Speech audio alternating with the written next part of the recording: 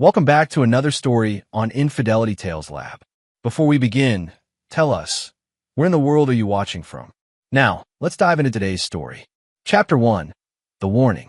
Franklin Bean had learned to trust his instincts during 8 years in military intelligence, but he'd never imagined his 6-year-old daughter Emma would inherit that same uncanny ability to sense danger. The October morning started like any other. Shannon, his wife, had left early for her nursing shift at Portland General Hospital, leaving Franklin to handle the school run. Their 3-month-old son, Jack, slept peacefully in his nursery under the watch of Nadine Hatch, the sitter they'd hired just 2 weeks ago through a premium agency. Nadine came with impeccable references, a warm smile, and 20 years of childcare experience. Emma chattered in the back seat about her upcoming school play as Franklin navigated the tree-lined streets of their suburban neighborhood. The morning sun filtered through orange and red leaves, casting everything in an autumn glow that should have felt peaceful. Then Emma's entire body went rigid. "Dad, we need to go back. Now." Franklin glanced in the rearview mirror. His daughter's face had gone pale, her small hands gripping the door handle. In all his years reading people, interrogating insurgents, detecting lies, assessing threats, he'd never seen that particular expression on anyone's face. It was pure, primal fear. "Sweetheart, what's wrong? Please."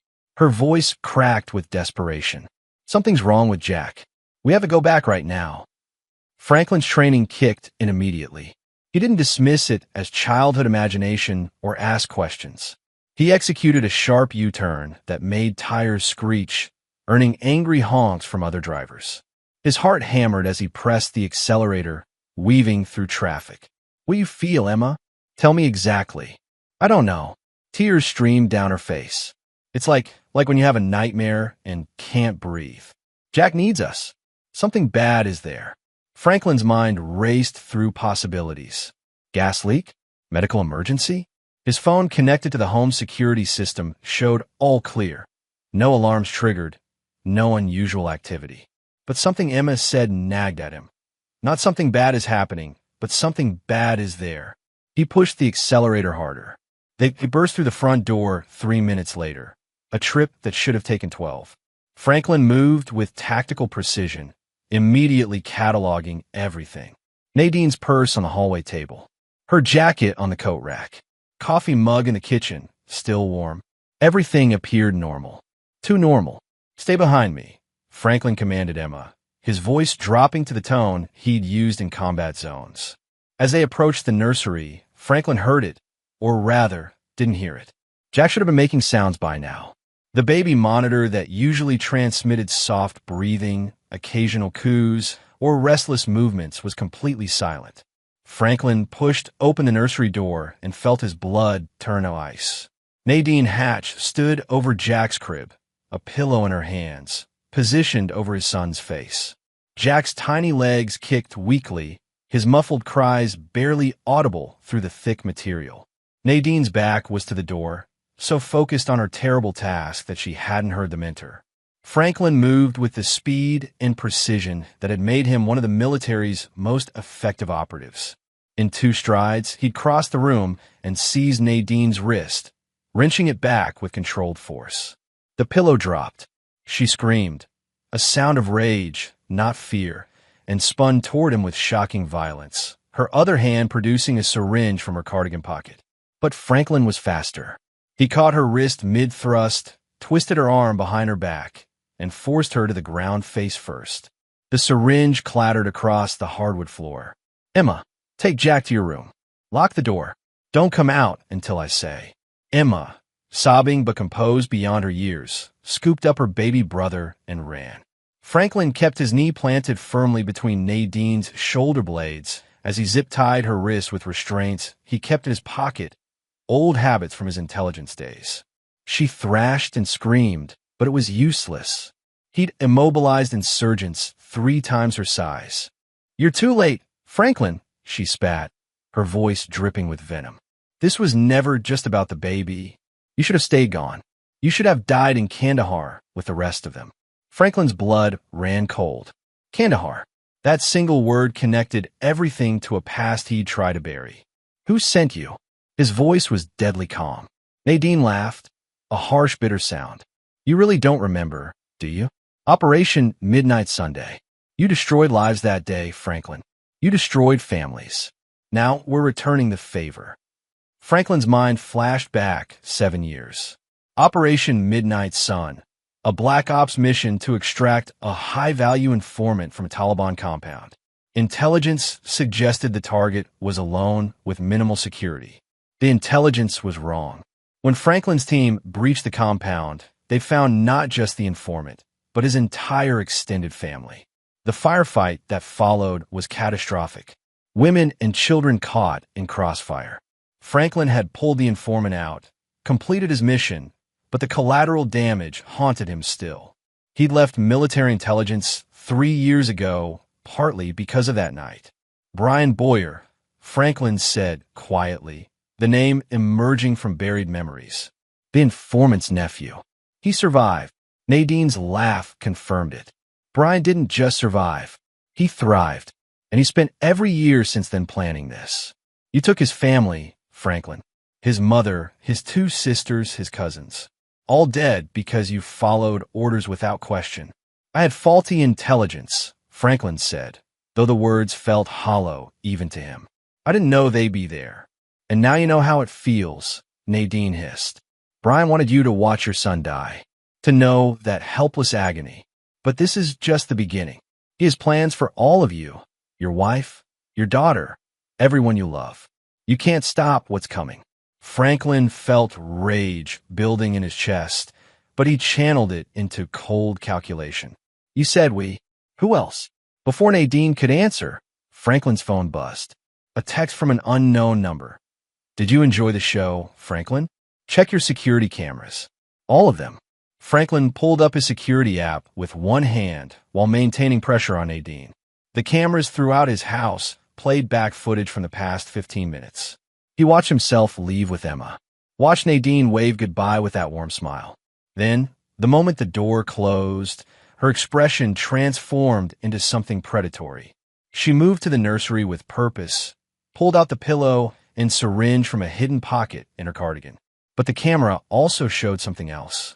In the corner of the frame, barely visible through the living room window, a figure watched from across the street. The angle wasn't clear enough to identify them, but Franklin could make out expensive clothing and a deliberate, patient stance. Another text arrived. I've been watching you for months, Franklin, learning your routines, your weaknesses. Nadine was test number 1. She failed, but there will be others. You can't protect them all the time.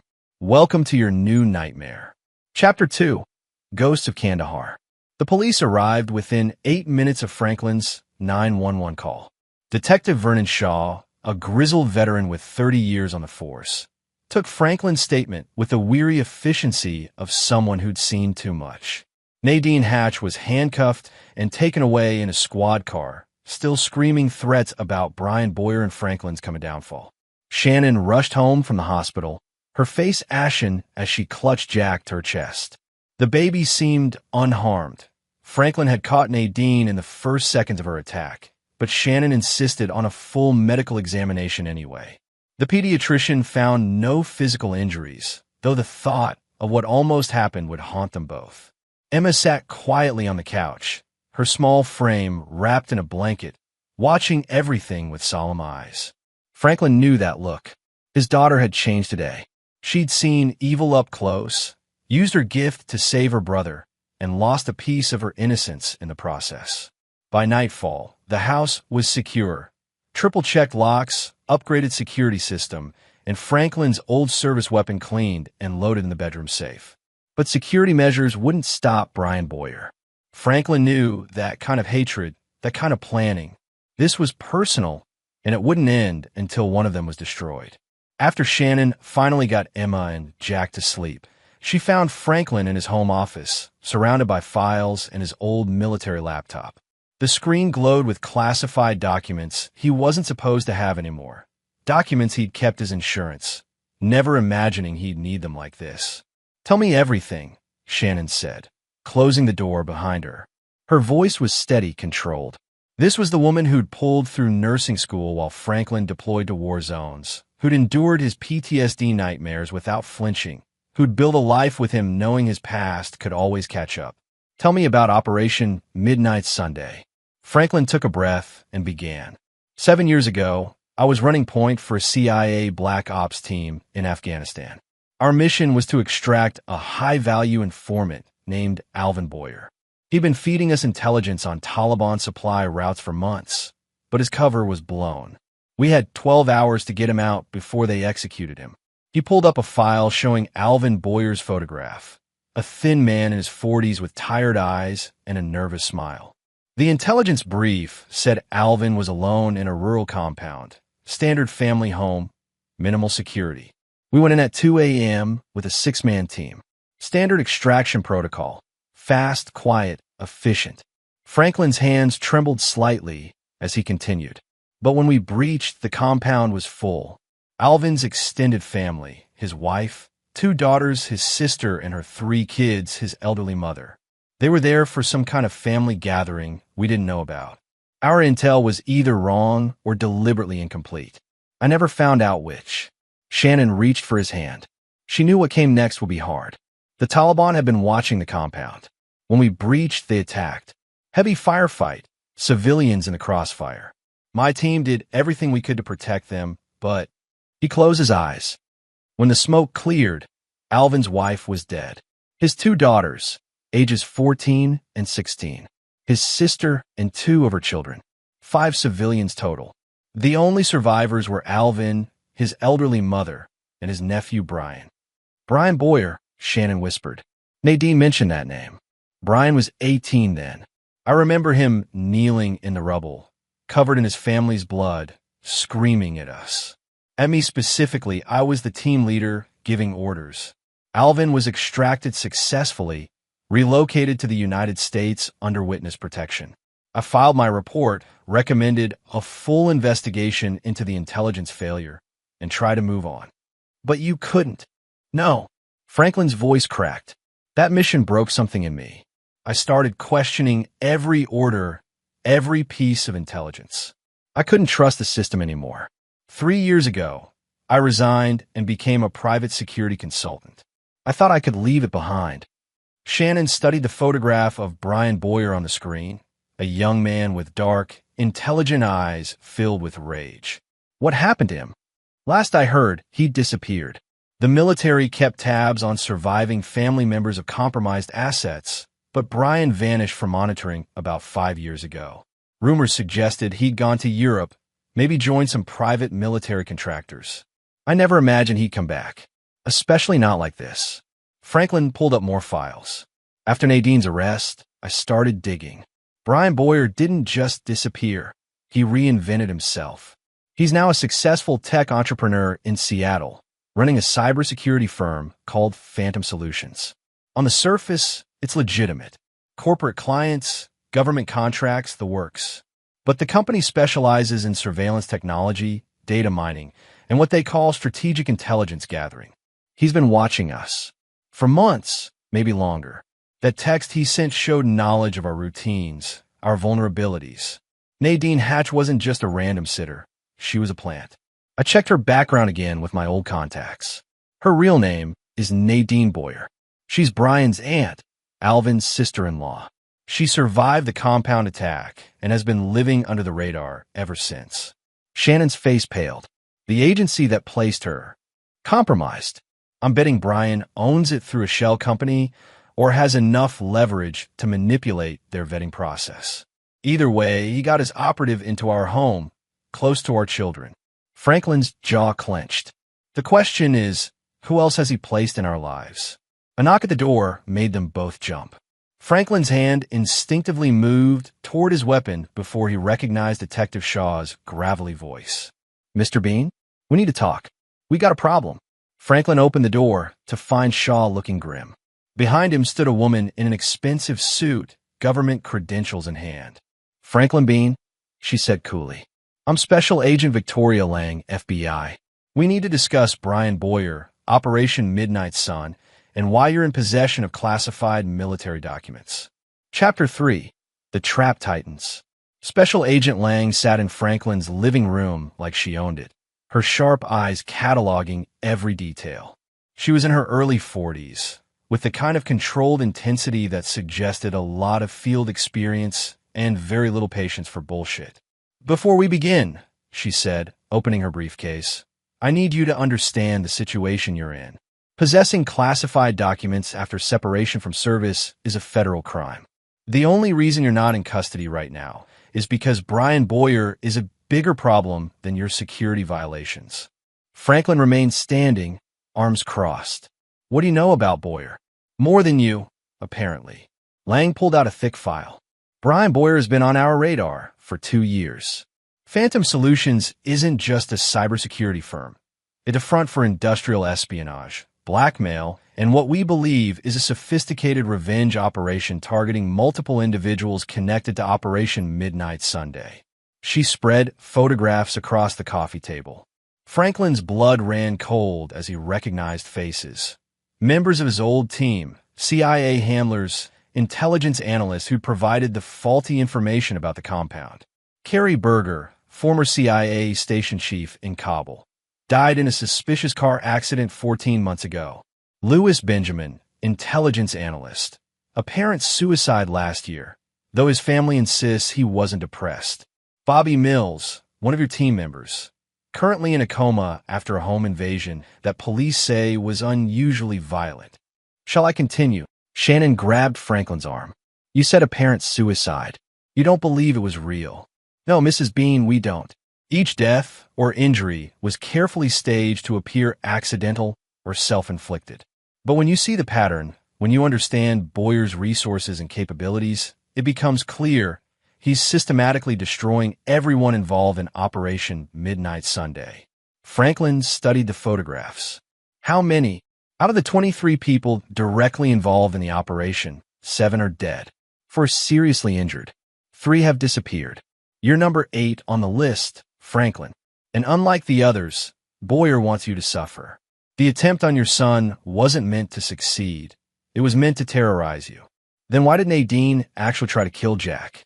Shannon demanded. Lang's expression darkened. "We're not sure she was. The syringe she had contained a powerful sedative, not a lethal dose.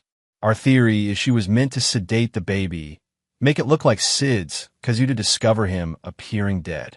Then, when medical examination revealed he was only sedated, you'd be left with the psychological trauma of thinking your child had died, even briefly. Maximum emotional damage. Minimal legal consequences. A pillow over the face for a few seconds causes panic, but no lasting harm if interrupted quickly." "Which Emma did," Franklin said quietly. "Her sixth sense saved him and disrupted Boyer's plan, which means he'll escalate." Lang leaned forward. "We've been trying to build a case against Boyer for months, but he's smart. Every action is insulated through layers of intermediaries. Nadine will plead guilty to attempted assault, serve maybe 5 years, and never implicate her nephew. We can't touch him legally." Franklin felt a cold smile cross his face. "Then we don't touch him legally. Mr. Bean, you came here to warn me, Agent Lang. Thank you. But if the FBI can't protect my family or bring Boyer to justice, then I'll handle it my way."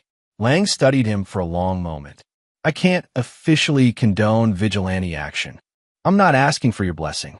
However," Lang continued carefully, "if someone were to gather actionable intelligence on Phantom Solutions' illegal activities, someone with your particular skill set, the FBI would be very interested in receiving that information through proper channels. We'd also be grateful if that someone kept us informed of Boyer's movements, plans, and associates." Franklin understood what she was really saying. The FBI wanted Brian Boyer, but their hands were tied by legal procedures and evidence requirements. They needed someone who could operate outside those constraints, gather intelligence they couldn't obtain through warrants and wiretaps. They needed Franklin to be the hunter he used to be. "I'll need resources," Franklin said.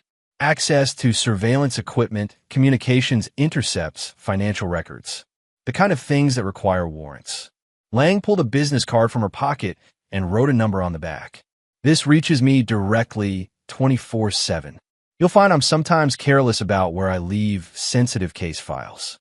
For instance, I might accidentally email you Boyer's complete dossier, including his known associates, properties, and business dealings. Purely by mistake, of course. Of course.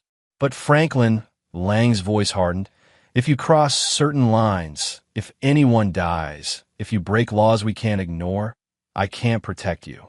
The FBI needs plausible deniability. Are we clear? Crystal. After Lang left, Shannon turned to Franklin with fire in her eyes. What's the plan? We need to understand Boyer completely. His network, his resources, his psychological state. Then we dismantle him piece by piece. Shannon raised an eyebrow. Franklin, I'm not letting you do this alone. I'm a trauma nurse. I've seen what monsters do to people. And I'm not going to sit at home wondering if this psychopath is sending another killer after our children. Franklin started to protest, but Shannon cut him off.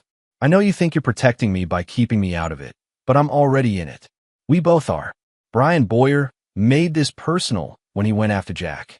So either we work together, or I investigate on my own and probably get myself killed. Your choice. Franklin recognized that stubborn set to her jaw. Shannon Watkins had grown up in South Portland, the daughter of a longshoreman and a waitress. She put herself through nursing school while working 2 jobs, dealt with belligerent drunks in the ER, and once talked down an armed robbery suspect who'd wandered into the hospital. She wasn't a woman who backed down from a fight. All right, Franklin conceded, but we do this smart. Boyer's watching us, probably listening too. We assume every device is compromised, every conversation monitored. We need a secure location to work from. What about your friend Lloyd Barrera? Didn't he used to work with you in intelligence? Franklin smiled. Lloyd Barrera, former Marine, current owner of a private security firm in Portland. They'd served together in Afghanistan, trusted each other with their lives. If anyone could help them build a counter-surveillance operation, it was Lloyd. Good thinking. I'll reach out tomorrow, in person. No phones, no emails. In the meantime, we act normal. Go through the motions of being terrified victims. That's what Boyer expects. That night, as Franklin triple-checked the security system and Shannon rocked baby Jack to sleep, Emma appeared in the hallway. Her small face was troubled. Dad? That bad feeling, it's not gone. It's still out there. Franklin knelt beside his daughter. I know, sweetheart, but I promise you, I'm going to make it go away. I'm going to make us safe. The lady with the pillow, she was really angry. Not at us. At you. Yes. Emma's voice dropped to a whisper. There are more angry people, aren't there? More than just her. Franklin couldn't lie to his daughter. Not after what she'd been through. Yes, but I'm going to handle it. You saved Jack today, Emma. You were so brave.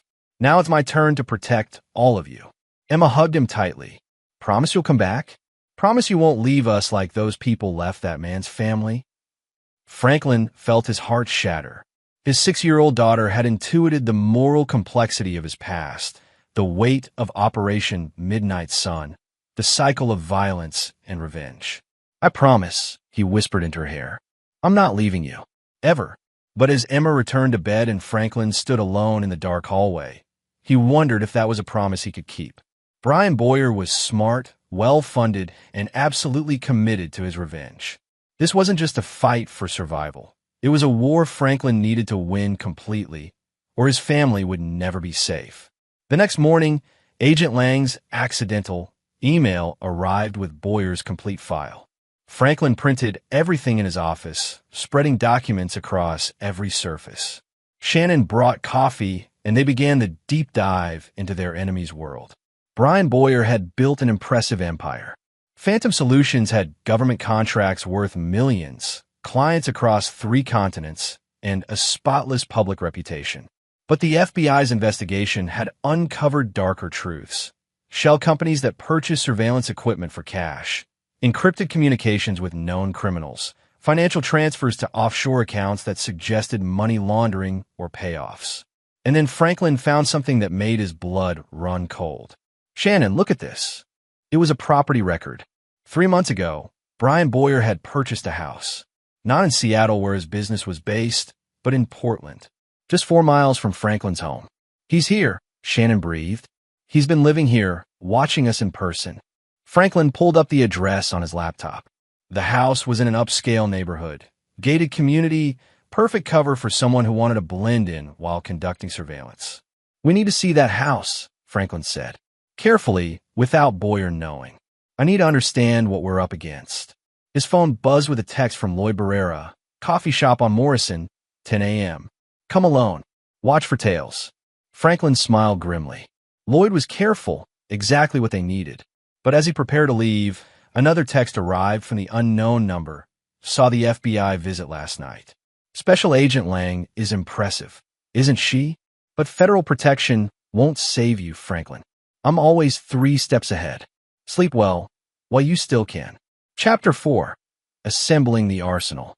Lloyd Barrera looked exactly as Franklin remembered, 6'3" of solid muscle, with a shaved head, a scar across his left eyebrow, and eyes that never stopped scanning for threats. He sat in the back corner of the coffee shop, positioned to watch both entrances, his hand resting casually near his concealed weapon. Franklin slid into the booth across from him, having confirmed he wasn't followed using counter-surveillance techniques Lloyd had taught him years ago. "You look like hell," Lloyd said by way of greeting. "Someone tried to murder my infant son yesterday." "Yeah, I heard." Lloyd's expression darkened. "Word travels in our circles. Brian Boyer's making noise, letting people know he's coming for you. Some of the old crew is nervous. They think they might be next. They're right to be nervous." Agent Lang showed me the casualty list. 7 dead, 4 injured, 3 missing. Lloyd whistled low. "Boyer's been busy, and now he's in Portland, right in your backyard. You knew. I make it my business to know when dangerous people enter my city. I've had eyes on Boyer's house for 2 weeks. He's got serious security, private guards, cameras, probably armed response. And he's not alone." Franklin leaned forward. "Who's with him?" "That's the interesting part." Lloyd pulled out a tablet and showed Franklin surveillance photos. "Boyer's running a team. At least 6 operatives that I've identified, maybe more. Former military, ex-intelligence. A couple of them look like they might be mercenaries. They're rotating surveillance on you, your wife, even your daughter's school." The photos showed various men and women positioned around Franklin's neighborhood, his wife's hospital, Emma's elementary school. Professional surveillance, difficult to detect unless you knew what to look for. "They're mapping my life," Franklin said quietly. "Learning my vulnerabilities." "Exactly. And they're good at it. I almost missed 3 of them." Lloyd swiped to another photo. "But here's what worries me most." The image showed a woman in her 30s, dark hair, athletic build, photographed outside Emma's school. She wore a visitor's badge and carried a clipboard. "Who is she?" "Calls herself Jennifer Petty. Claims to be from the school district doing a safety assessment. Except I ran her face through some databases. She's actually Carla Savage, former Army intelligence officer with a dishonorable discharge for conduct unbecoming. Specifically, she was caught running an unauthorized surveillance operation on civilian targets. After discharge, she disappeared into the private sector." Franklin felt ice in his veins. "Boyer put her near my daughter. Not just near. She's been volunteering as a classroom aide for the past week. Direct access to Emma, all under the guise of helping the school improve security protocols. Ironic, right?" Franklin's hands clenched into fists. "I need to get her away from my daughter. Now." "Already handled." Lloyd smiled grimly. "I have a contact in the actual school district office. She made some calls, raised questions about this unauthorized safety assessment. Ms. Petty was escorted off school grounds this morning and banned from the premises pending investigation. Boyer will know we're on to him." "Good. Let him know. Right now, he thinks he's hunting you. Time to remind him that you're not prey, Franklin. You're a predator who's been trying to be civilized." Lloyd was right. Franklin had spent 3 years trying to be a normal civilian, a good husband and father, someone who'd left violence behind. But Brian Boyer had dragged him back into the world of shadows and blood. If Boyer wanted a war, Franklin would give him one. "I need equipment," Franklin said. "Surveillance gear, secure communications, weapons if necessary.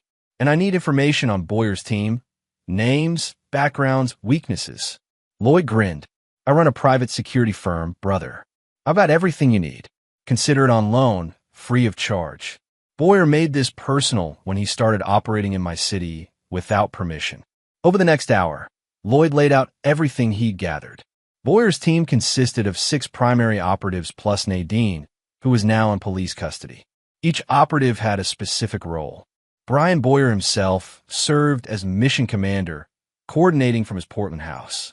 Tyrone Moss, former Marine sniper, dishonorable discharge for excessive force. Boyer's head of security and likely his most dangerous enforcer. Carla Savage, surveillance specialist, recently removed from Emma School. Billy Waters, tech expert, handles electronic surveillance and hacking. Lester Kemp, logistics coordinator, manages safe houses and equipment. Mel Morrison, psychological operations specialist, the one who likely planned the emotional manipulation aspects of Boyer's revenge. Renee York, wild card, deep cover operative whose exact role Lloyd hadn't determined yet. This is a professional military-style operation, Franklin observed. Boyer's not just getting revenge. He's running this like a black ops mission, which means you need to think the same way. You can't just defend against him. You need to go on offense, disrupt his operations, turn his team against him. Franklin studied the dossiers, his tactical mind already forming plans. What about weaknesses? Everyone has them. Lloyd pointed to Tyrone Moss's file. The sniper has a gambling problem, deep in debt to some serious people in Seattle. I'm guessing Boyer's paying him well, but debt like that, it's leverage. Carla Savage, her brother is currently deployed in Syria. She's been trying to get him reassigned stateside, pulling every string she can find. She's desperate to bring him home safely. Franklin saw it immediately. She'd do anything for her brother. And Mel Morrison, the PsyOps guy, he's got a nasty cocaine habit he thinks he's hiding. Billy Waters is clean legally, but he's been making very stupid posts on dark web forums under a pseudonym. Posts that could get him arrested if the FBI knew where to look. You're suggesting we blackmail Boyer's team? I'm suggesting you give them better options than loyalty to a revenge-obsessed lunatic. Break his team apart, Franklin. Make them question whether Boyer's crusade is worth their careers, their freedom, their lives. It was elegant, strategic, exactly the kind of multi-layered operation Franklin had excelled at during his intelligence days. But it required patience, precision, and a willingness to play dirty. I'll need Shannon's help, Franklin said.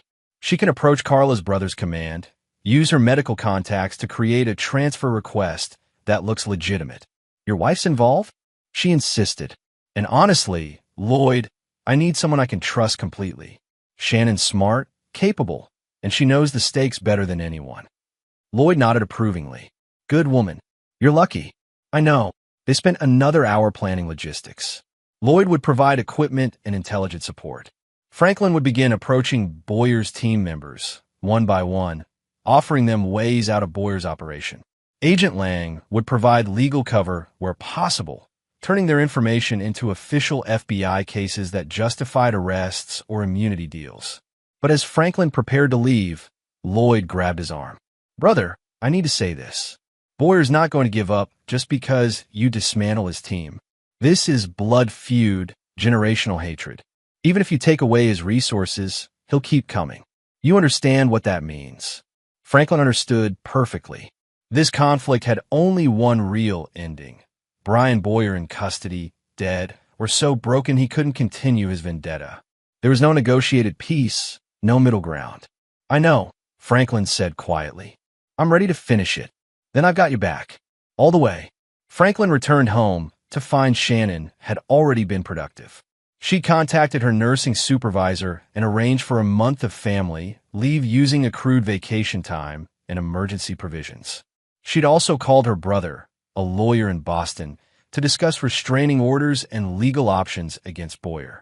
The restraining order won't help much, her brother had told her. Boyer hasn't technically threatened you directly. Nadine acted alone, according to the police report. Unless you can prove Boyer's involvement, which you can't without evidence that would require illegal surveillance to obtain, the courts won't give you protection. Then we gather that evidence, Shannon said firmly after relating the conversation to Franklin. Lloyd's equipment can help with that, right? Yes, but it's a fine line. Evidence obtained through illegal surveillance won't be admissible in court. We need to be smart about this. Emma appeared in the doorway, eavesdropping. Franklin noticed her immediately. Sweetheart, you should be in bed. I heard you talking about the bad people. Are you going to fight them? Franklin knelt to his daughter's level. I'm going to make sure they can't hurt us anymore. That's different from fighting. But if they won't stop, Emma's voice was small but steady. If they won't stop, you have to make them. I understand, Dad. Sometimes bad people don't listen to words. Shannon looked stricken at her daughter's words, but Franklin saw the truth in them. Emma's gift of intuition extended beyond sensing immediate danger. She understood the fundamental nature of conflict, the sometimes brutal calculus of survival. Go back to bed, Emma. Your mom and I will handle this. After Emma left, Shannon's voice was tight with emotion. Our 6-year-old just gave us permission to do violence. Do you realize how wrong that is? How much this has already damaged her? I know, which is why we end it. Quickly and completely. The next morning, Franklin put the plan in motion. His first target was Billy Waters, the tech specialist. Lloyd's intelligence indicated Billy frequented a gaming cafe in downtown Portland every Thursday afternoon, his one predictable public appearance. Franklin arrived early, positioning himself at a corner table with a laptop. When Billy entered, a thin man in his late 20s with perpetual dark circles under his eyes, Franklin was ready.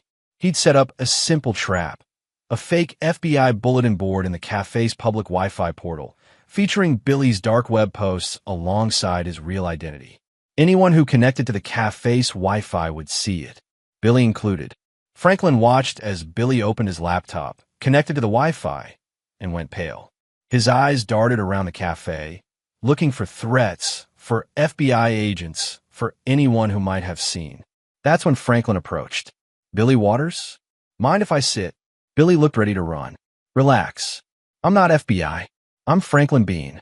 Recognition and fear flooded Billy's face. I don't know what you're talking about. Save it. I know you work for Brian Boyer. I know about Phantom Solutions and your dark web activities. And I know the FBI is about 48 hours from raiding your apartment based on those posts. Franklin leaned back casually.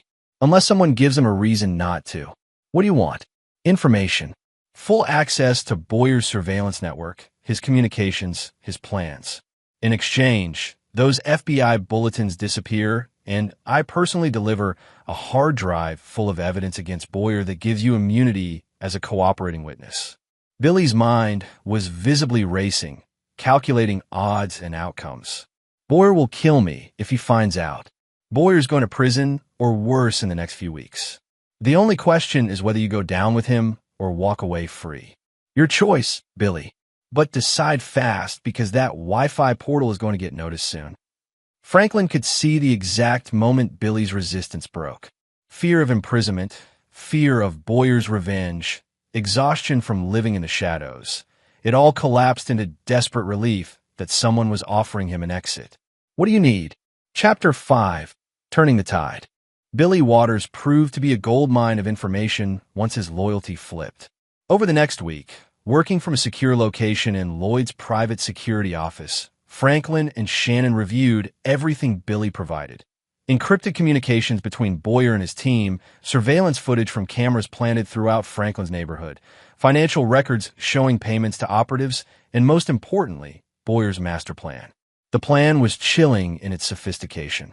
Boyer had orchestrated a 12-month campaign designed to systematically destroy everyone connected to Operation Midnight Sun, saving Franklin for last. Each target was to suffer maximum psychological damage before their eventual death or ruin. Franklin's suffering was to be the crown jewel, watching his family harmed, his reputation destroyed, his sanity eroded, all while knowing Boyer was responsible and being unable to prove it or stop it. He's been planning this for 5 years, Shannon said, scrolling through dated files. Since before Emma was even born.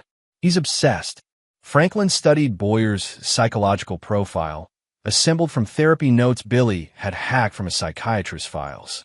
Severe PTSD from the Kandahar attack, survivor's guilt compounded by narcissistic tendencies, and a savior complex where Boyer saw himself as the righteous avenger of his murdered family.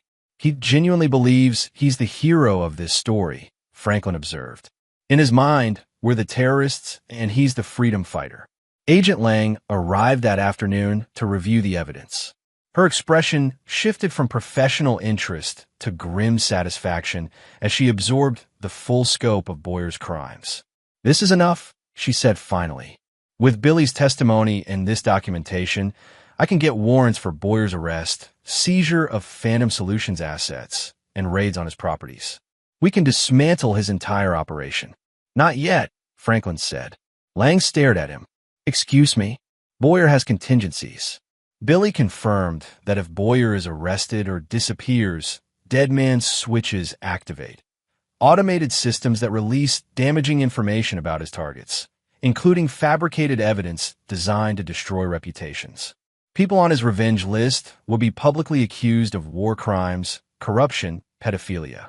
Even if the accusations are later proven false, the damage would be permanent. "So we're supposed to just let him continue?" "No. We're supposed to be smarter than him." Franklin pulled up a network diagram showing Boyer's team and support structure. "We've already flipped Billy. Now we systematically turn the rest of his team, isolate him, and when he's completely alone with no resources and no backup, then we take him down with all his contingencies disabled." Shannon added, "And we make sure he can never threaten our family again." Lang considered this. "How long?" 2 weeks, maybe 3. We're already making progress." The next target was Carla Savage. Shannon took the lead on this operation, using her medical network to contact the commanding officer of Carla's deployed brother, Vernon Savage. Through careful manipulation of military medical transfer protocols, Shannon arranged for Vernon to be reassigned to a stateside posting for family emergency medical care, specifically his sister's fictional diagnosis with early-stage cancer requiring family support. When Carla received notification of her brother's imminent return, she broke down. Lloyd's surveillance team captured her crying in her car, clutching the transfer orders like they were precious artifacts. Franklin approached her the next day at a park, alone and vulnerable. "Carla Savage, we need to talk about your brother." She spun toward him, hand moving toward a concealed weapon. Franklin beamed. "Easy. I'm not here to hurt you. I'm here to make a deal." "What kind of deal?" "Your brother's transfer is real. He's coming home. But the medical diagnosis that justified it, that's flexible. It can remain on file, keeping him stateside permanently, or it can be revealed as fabricated, sending him back to Syria and possibly court-martialed for fraudulent transfer." Carla's face went white. "You can't. I can, and I will, unless you help me. Brian Boyer is finished. His operation is compromised, his team is falling apart, and the FBI is preparing to move against him. You can go down with him, or you can walk away clean with your brother safe at home. Your choice." The calculation was simple and brutal. Family versus loyalty to a man who'd hired her for a revenge scheme she probably didn't fully believe in. Carla made the smart choice. "What do you need?" With Carla providing internal intelligence and Billy controlling Boyer's electronic surveillance, Franklin now had eyes inside the enemy camp. He learned Boyer was growing paranoid, suspecting betrayal, but unable to identify the source. The team had weekly meetings at Boyer's Portland house, where strategy was discussed and operations planned. Franklin decided to attend the next meeting. Uninvited. Lloyd thought he was insane. You're going to walk into Boyer's house, surrounded by his security, and what? Have a conversation? Exactly. I'm going to make him an offer. What kind of offer? Franklin smiled coldly. The kind where he realizes he's already lost. He just doesn't know it yet. The meeting was scheduled for Thursday evening. Franklin prepared meticulously, wearing a hidden microphone provided by Agent Lang, carrying a concealed weapon, and having Lloyd's team positioned around Boyer's house as backup. Tyrone Moss, the former Marine sniper, was on door duty when Franklin walked up to Boyer's gate at precisely 8 p.m. Tyrone's hand moved to his weapon immediately. "Easy," Franklin said, hands visible and empty. "I'm here to see Brian. Tell him Franklin Bean wants to negotiate." Tyrone spoke into a radio, received a response that clearly shocked him, and opened the gate. He says, "Come in, but you're getting searched." The search was thorough and professional. They found Franklin's concealed weapon and the microphone. Both were confiscated. Franklin had expected this. They were decoys. The real recording device was embedded in his watch, virtually undetectable without specialized equipment. Brian Boyer waited in an expensive living room that looked like it had been designed by someone with too much money and no personal taste. Abstract art that probably cost thousands, minimalist furniture that prioritized form over function, and floor-to-ceiling windows offering a view of Portland city lights. Boyer himself was smaller than Franklin expected, maybe 5'9", slender build, with the kind of expensive casual clothing that screamed tech entrepreneur. But his eyes were what Franklin noticed most: intelligent, intense, and burning with barely contained rage. "Franklin Bean," Boyer said, his voice surprisingly calm. "You have impressive balls, walking into my home. You've been in mine. Seems only fair to return the visit." Boyer's team surrounded them: Tyrone, Mel Morrison, Lester Kemp, and Renee York. Carla was notably absent, having called in sick. Billy Waters sat at a laptop in the corner, carefully avoiding eye contact with Franklin. "I assume you're here to beg for your family's safety," Boyer said. "To offer me some pathetic deal where I leave them alone in exchange for your suicide or surrender." "No, I'm here to tell you it's over." Boyer laughed. "Over? Franklin, I'm just getting started." Nadine was the opening move. "You've been living in terror for a week, jumping at shadows, wondering when the next attack comes. And it will come. Maybe not today, maybe not tomorrow, but eventually. You can't protect them forever. You're right that I can't protect them forever, which is why I'm going to remove the threat instead." Franklin's voice was cold, controlled. "Billy, show him." Billy Waters hesitated for only a second before typing commands. The large television screen on Boyer's wall flickered to life, displaying evidence. Encrypted communications proving Boyer's involvement in 7 murders. Financial records showing payments to operatives for illegal activities. Surveillance footage from Boyer's own cameras showing him planning attacks. Boyer's face went pale, then red with fury. "Billy, what the fuck?" "I'm sorry," Billy stammered. "The FBI has everything. They offered me immunity. I couldn't go to prison for you, man. You traitorous little—" "And it's not just Billy," Franklin interrupted. "Carla's brother is home safe, and she's already given her statement to Agent Lang. Your entire electronic surveillance network is compromised. Your financial accounts are frozen pending FBI investigation. Warrants for your arrest are being prepared. It's over, Brian. You lost." For a moment, Boyer looked genuinely shocked. Then his expression shifted to something predatory. "You think this ends with arrests? With prison? Even if I go away, Franklin, I have people. Loyal people who will finish what I started." "You mean these people?" Franklin gestured at the remaining team members. "Tyrone, how's your gambling debt? Still owe the Markov family 200 grand? I wonder what they'd say if I told them you've got a safe full of cash in your apartment, money you've been hiding from them." Tyrone's hand moved to his gun, but Franklin continued calmly. "Mel, that cocaine habit is going to get you killed. Your dealer is a confidential informant for the DEA. They know about every purchase you've made for the past 6 months. And Lester, your daughter, doesn't know her father runs logistics for a domestic terrorism operation. How do you think she'd react if she found out?" The room had gone deadly quiet.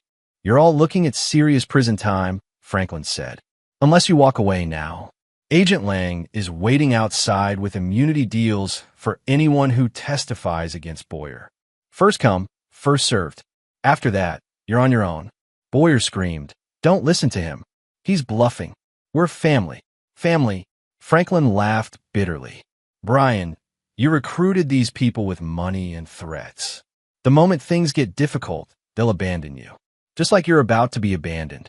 Mel Morrison was the first to move, walking toward the door without a word. Lester Kemp followed. Then Tyrone Moss, after a long look at Boyer's furious face. "Traitors!" Boyer shrieked. "All of you. You'll what?" Franklin stepped closer. "You're alone, Brian. No team, no resources, no leverage. The FBI is outside. You can surrender now and maybe negotiate a lighter sentence, or you can resist and make everything worse." But Boyer's expression shifted from rage to something terrifying, calm, cold calculation. His hand moved to a device on the table, a remote control of some kind. "If I'm going down," Boyer said quietly, "you're coming with me." Chapter 6. The Dead Man's Switch. The remote in Boyer's hand was sleek and black, with a single red button under Boyer's thumb. Franklin's military training immediately recognized it as a dead man's switch, the kind of trigger that, once activated, required constant pressure or it would detonate something catastrophic. "Everybody freeze," Boyer commanded, his voice steady now, almost eerily calm. "Franklin, I told you I was always 3 steps ahead. Did you really think I'd let you dismantle my operation without a contingency?" Lloyd's voice crackled in Franklin's hidden watch earpiece, too quiet for anyone else to hear. "We've got heat signatures in the basement. Looks like explosives. Serious amount. Franklin, that house is wired to blow." Franklin kept his expression neutral, his voice calm. "Brian, what did you do?" "C4 charges throughout the foundation, packed with ball bearings and nails for maximum fragmentation. Enough to level this house and damage the surrounding properties. If I release this button, we all die, along with my lovely neighbors, a few of whom have young children. Collateral damage, just like Kandahar." Franklin's mind raced. The house was in a dense residential neighborhood. An explosion of that magnitude would kill dozens of innocents. Boyer had turned himself into a suicide bomber, and there was no telling if he was bluffing. "This wasn't part of your revenge plan," Franklin said carefully. "You wanted me to suffer, not die in an explosion. Plans change." Boyer's smile was unhinged now. "You forced my hand, Franklin. You turned my team against me, compromised my operations, backed me into a corner. So now we have new terms. Your family dies. You die. I die. Everyone connected to Operation Midnight Sun dies. The accounts of our deaths will be national news, and the evidence I've planted will suggest you were the terrorist all along, planning an attack that I heroically tried to stop. No one will believe that, won't they? Ex-military intelligence operative with PTSD, access to explosives, history of violence. I've spent months building a digital trail that points to you. Searches for bomb-making materials on your home computer, which I hacked and planted. Purchases of suspicious materials traced to stolen credit cards that end up at your house. When this building explodes, and they find my body alongside yours, the narrative will be clear. Franklin Bean, disturbed veteran, targeted the innocent tech entrepreneur who was about to expose his war crimes. Franklin felt a chill. Boyer had planned for this scenario, anticipated his own possible defeat, and prepared a final revenge that would destroy Franklin's reputation even in death. "Agent Lang won't believe it. She has all your evidence. Evidence that mysteriously disappears from FBI servers in the next few minutes, thanks to Billy's back doors that he didn't tell you about. Right, Billy?" Billy Waters looked terrified, clearly trapped between 2 bad options. "I kept insurance," Boyer continued. "Billy didn't give you everything. The most damaging files, the ones that prove my innocence and your guilt, are about to be sent to every major news outlet along with this building's spectacular explosion. Your wife and children will spend the rest of their lives known as the family of a domestic terrorist." Franklin's watch earpiece crackled again. "Lang's team is moving in. They're going to breach in 60 seconds. Franklin, get out of there." But Franklin couldn't leave. Not with Boyer holding a dead man's switch that could kill innocents. And not with the digital evidence that could destroy his family's future. He needed to end this here, now, completely. "Brian," Franklin said softly, "I'm sorry about Kandahar. I'm sorry about your family. That operation was wrong, and I've carried that guilt every day since." Boyer's expression flickered with surprise. "I should have questioned the intelligence. I should have aborted the mission when we saw civilians. I was following orders, but that's not an excuse. Your mother, your sisters, your cousins, they died because I made bad decisions. And you have every right to hate me for that." "Shut up." Boyer's voice cracked. "You don't get to apologize. You don't get to be human. You're the monster who destroyed my family. I'm both, Brian. I'm the man who made terrible mistakes. And I'm the father desperately trying to protect his children. Just like your Uncle Alvin was trying to protect his family by working with us. He didn't want to betray his country. He wanted to save the people he loved from Taliban violence. He was a traitor. He was a man caught between impossible choices. Just like you are now." Franklin took a careful step closer. "You can push that button. Kill us all, destroy my reputation, hurt my family. You'll get your revenge. But those children in the neighboring houses? They're innocent, just like your sisters were innocent. Are you really going to kill children, Brian? Are you going to become the same kind of monster you think I am? Boyer's hand trembled on the remote. Or you can let me help you. Put down the remote. Surrender to Agent Lang. Testify about the intelligence failures that led to Kandahar. Force the CIA to admit their mistakes. Get justice the right way, not through more death. For a moment, Franklin thought he'd reached him. Boyer's eyes showed conflict, pain, a desperate desire for someone to offer him an escape from his own hatred. Then Billy Waters made a fatal mistake. He lunged for Boyer, trying to grab the remote. Boyer's thumb lifted from the button. Franklin had perhaps 2 seconds. His military training compressed time, slowing the world to crystalline clarity. He saw Boyer's thumb rising, saw Billy's fail grab, saw the trigger mechanism about to activate. Franklin's body moved on pure instinct. He drew the backup weapon he'd hidden in his boot. The one Boyer's search had missed because Lloyd had designed it to pass as a medical alert device. He aimed and fired in one smooth motion, hitting Boyer's hand with precision that came from thousands of hours of training. The remote flew from Boyer's grasp, his thumb still frozen in position from Franklin's shot. It clattered across the floor toward the windows. Boyer screamed in pain and rage, clutching his shattered hand. Tyrone Moss, still in the room despite his earlier exit toward the door, moved with combat reflexes, diving for the remote, fingers reaching. Lloyd Barrera crashed through the window in a shower of glass, tackling Tyrone mid-dive. They rolled across the floor, struggling for the remote that lay between them. Franklin was already moving, throwing himself toward the device. His fingers closed around it just as Tyrone broke free from Lloyd and lunged again. Franklin rolled, brought his weapon up, and fired twice into Tyrone's center mass. The former Marine dropped, dead before he hit the floor. Franklin held the remote, his thumb firmly on the button, maintaining pressure. His heart hammered as he realized he was now the one holding the dead man's switch. If he lifted his thumb, the house would explode.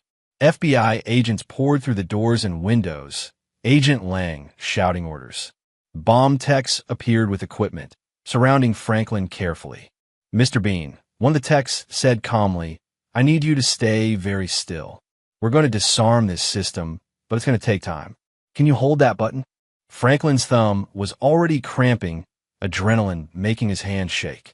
How long? 20 minutes, maybe 30. The system is sophisticated. 20 minutes of maintaining perfect pressure on a button while bomb technicians worked around him. Franklin's military discipline kicked in. He focused on breathing, on staying absolutely still, on the feeling of the button under his thumb. Shannon's voice came through a phone that Agent Lang held to Franklin's ear. I'm here, baby. I'm right outside with Emma and Jack. We're safe. Just hold on. I love you, Franklin managed to say. I love you too. Don't you dare let go of that button. Around him, the bomb techs worked with quiet efficiency, tracing wires, analyzing circuits. Boyer had been dragged away, still screaming about Franklin being a murderer, about justice, about how this wasn't over. Billy Waters sat in cuffs, looking shell-shocked. Lloyd stood guard with other FBI agents, his eyes never leaving Franklin. His presence was solid, reassuring, the battle buddy who'd always had Franklin's back.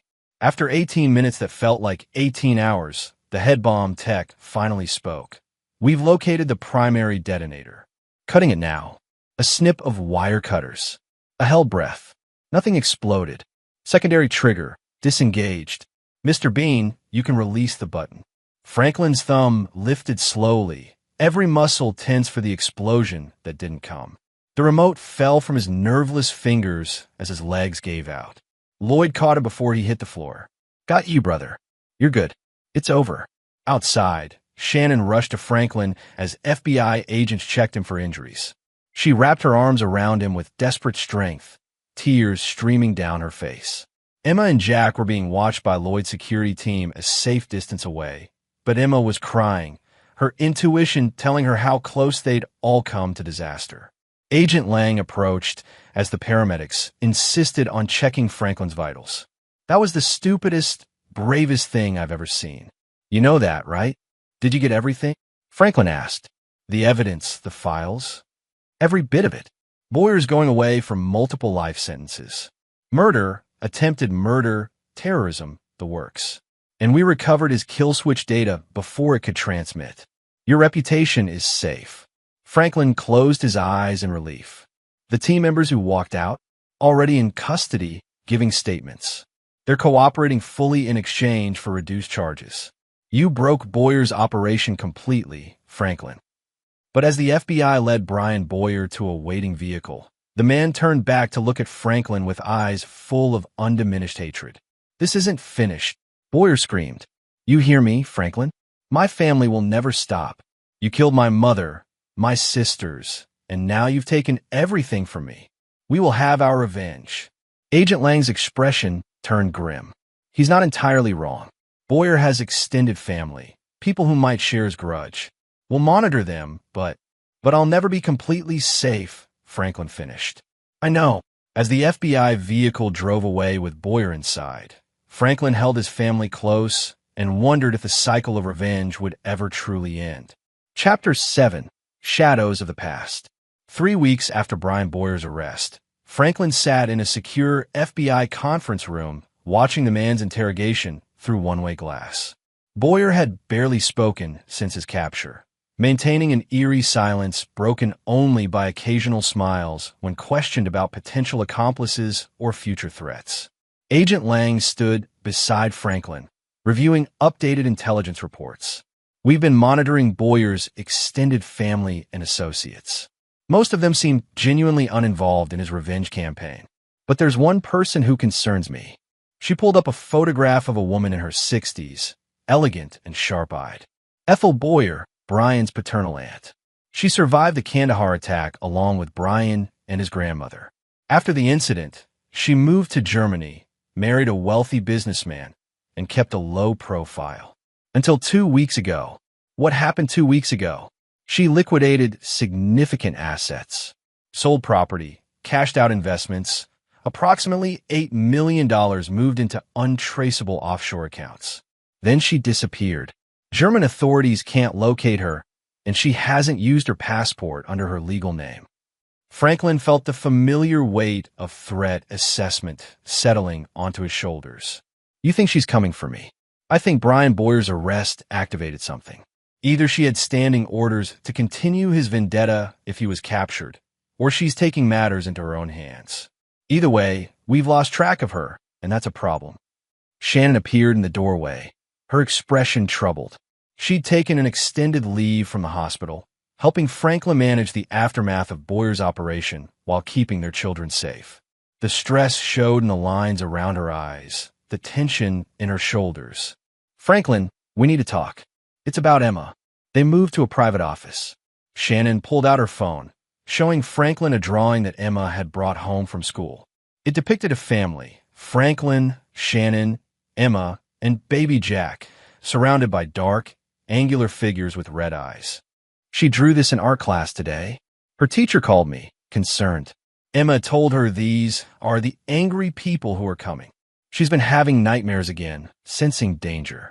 Her sixth sense is screaming at her that something bad is approaching. Franklin studied the drawing, noting details. 5 dark figures, each distinct. One larger than the others, positioned centrally. Emma's intuition had saved them before. He wasn't going to dismiss it now. Show this to Agent Lang, Franklin said. Emma might be picking up on Ethel Boyer's team. If she's assembling operatives like Brian did, Emma could be sensing their intent. But when Lang saw the drawing, her face went pale. Franklin, count those figures. 5 dark figures. Brian Boyer was in custody. Nadine Boyer was imprisoned. Carla Savage and Billy Waters had flipped.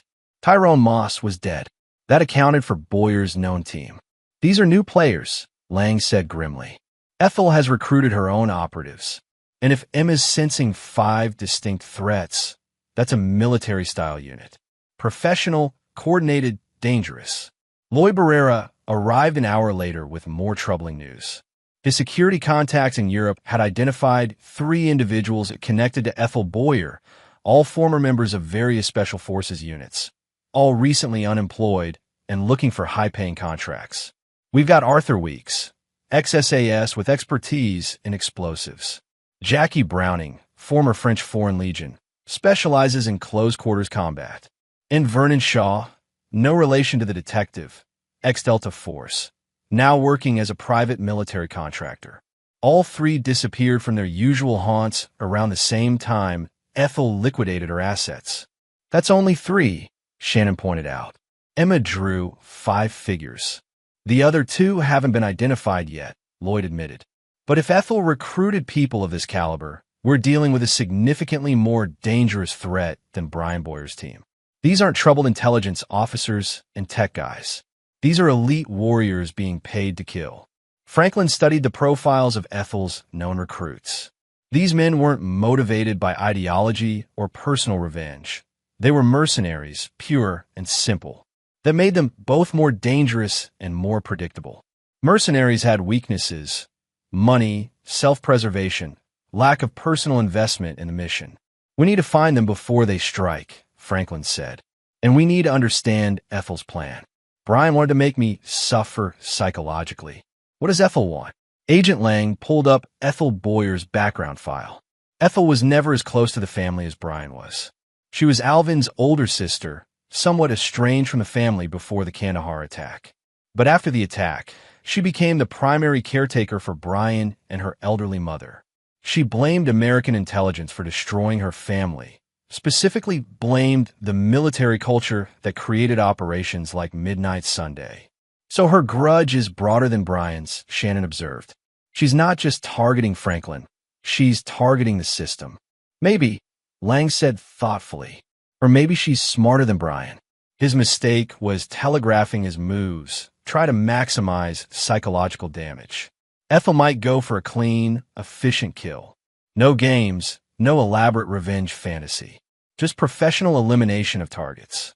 That night, Franklin couldn't sleep. He walked the perimeter of their house, checking security systems that Lloyd had upgraded to military-grade specifications. Motion sensors, infrared cameras, pressure plates on the ground around the property. The house was a fortress. But fortresses could be breached by determined attackers with sufficient resources and skill. Emma found him at 2 a.m., standing guard by the living room window. "Dad, I can't sleep either." Franklin picked up his daughter, holding her close. "Bad dreams. Not dreams.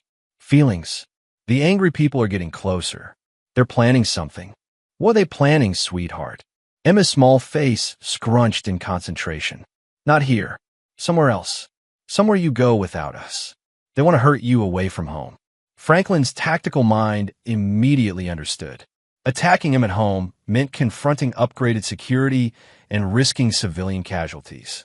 But catching him in transit, at work, or at some public location offered better odds for professional killers. "Thank you, Emma. That helps me a lot. Promise you'll be careful?" "I promise." The next morning, Franklin met with Lloyd and Agent Lang to adjust their strategy. "We've been thinking defensively, protecting the house and family. But Ethel's team will target me in public, somewhere I'm vulnerable. So let's give them what they want." "You want to use yourself as bait," Lang said flatly. "Controlled bait. We set up a scenario that appears vulnerable, but is actually a trap.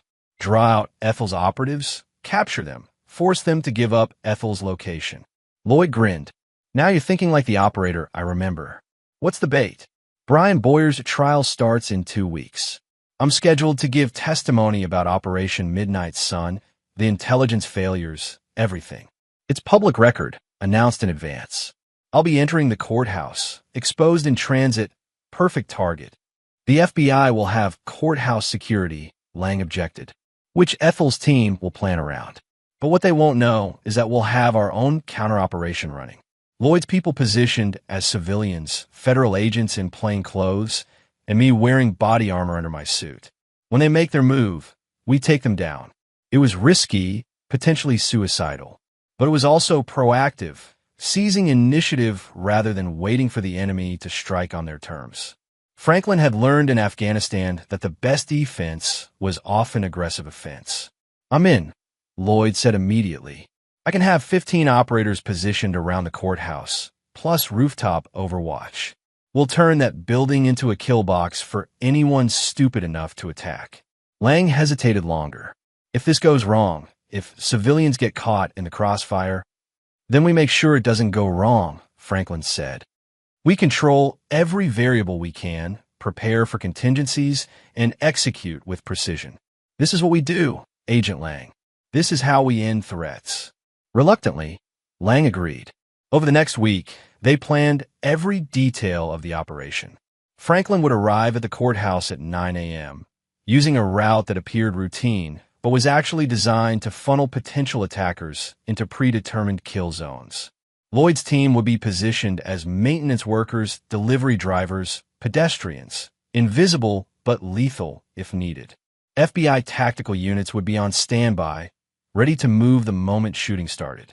Shannon hated the plan, but understood its necessity. "Promise me you'll come home," she said the night before the trial. "I promise. This ends tomorrow, one way or another." But that night, Emma woke screaming from a nightmare so intense it brought Franklin running to her room. She was pale, shaking, tears streaming down her face. "Emma, what did you see?" "Not you, Dad. Not you, they're going to hurt." "Then who?" Emma's voice was barely a whisper. "Mom." Chapter 8. The Double Game. Franklin's blood turned to ice. "Shannon? They're targeting Shannon." Emma nodded frantically. "Tomorrow. At the hospital. The angry people know you're going to the courthouse, but that's not where they'll attack. They're going after Mom while you're gone." Franklin's tactical mind raced through the implications. Ethel Boyer was indeed smarter than her nephew. She'd anticipated Franklin would expect an attack on himself, would prepare defenses around his own movements. So she was targeting the vulnerability he couldn't fully protect: his wife, working at a public hospital with hundreds of people moving through daily. He called Agent Lang immediately. "We've been played. The courthouse is a feint. The real target is Shannon at Portland General Hospital." Lang was silent for a moment. "How do you know?" "Emma. Her intuition. It's been right every time, and I'm not betting my wife's life against it." "Franklin, we can't redesign the entire operation based on a 6-year-old's nightmare." "Then don't. Keep the courthouse plan in place. But I need a team at the hospital now. Full security sweep, plainclothes agents, the works." Lloyd, listening on speakerphone, interjected.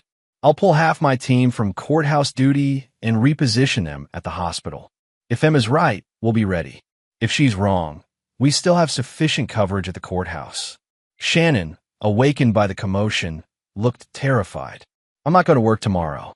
"Problem solved." "That's what Ethel wants," Franklin countered.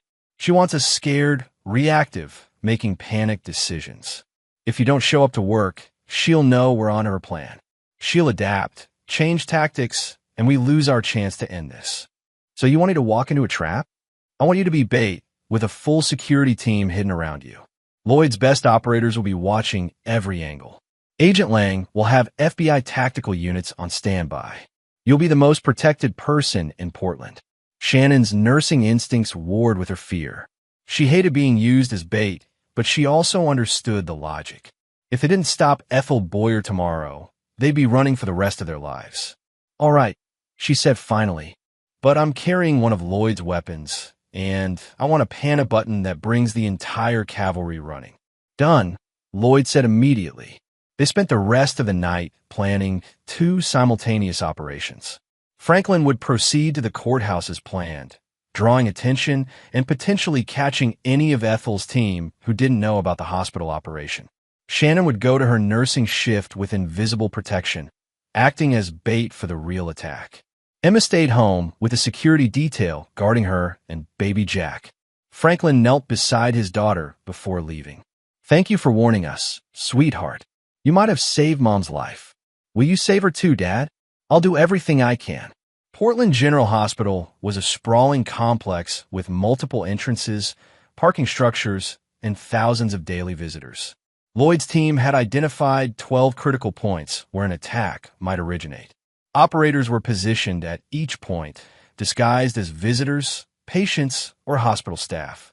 Shannon arrived at 7 a.m. for her shift, wearing body armor under her scrubs and carrying a concealed Glock 19 in her medical bag. Agent Lang had positioned FBI agents throughout the emergency department where Shannon worked disguised as patients with minor injuries. Franklin, meanwhile, drove toward the courthouse in an armored vehicle that looked like his normal SUV. His route was monitored by multiple teams, every intersection watched, every potential sniper position covered. If Ethel's team attacked him, they'd walk into a professional counter-ambush. But as 8 a.m. passed, then 9 a.m., there was no sign of enemy movement at either location. Lloyd's voice came through Franklin's earpiece. Something's wrong. Too quiet. Either they knew we were prepared, or... Shannon's panicked voice cut in on the emergency channel. Code Black. Armed intruders in the pediatric ward. Multiple shooters. They're taking hostages. Franklin's world tilted. The pediatric ward. Not the emergency department where Shannon worked. Not the courthouse where Franklin would testify. Ethel had targeted children. Innocent children who had nothing to do with Operation Midnight Sun. I'm moving. Lloyd's voice barked orders to his team. All units converge on pediatric. Rules of engagement are weapons-free. Do not let them harm those kids.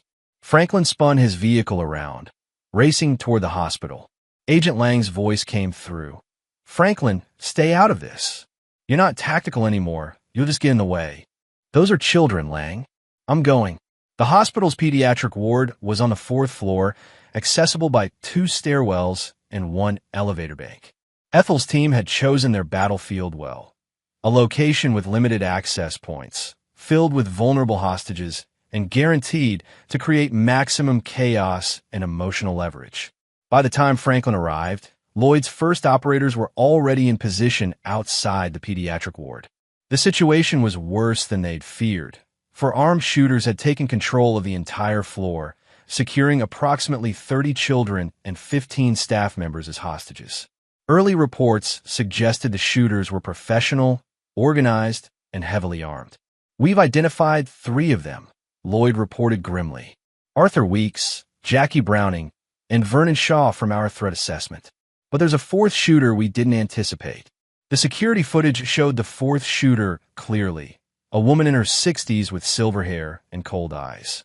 Ethel Boyer herself, participating directly in the attack rather than commanding from a distance. Franklin felt sick. She's using children as shields. She knows we can't assault without risking massive casualties. Shannon's voice came through, strained but controlled. I'm in the pediatric ward. I was doing a consultation when they breached.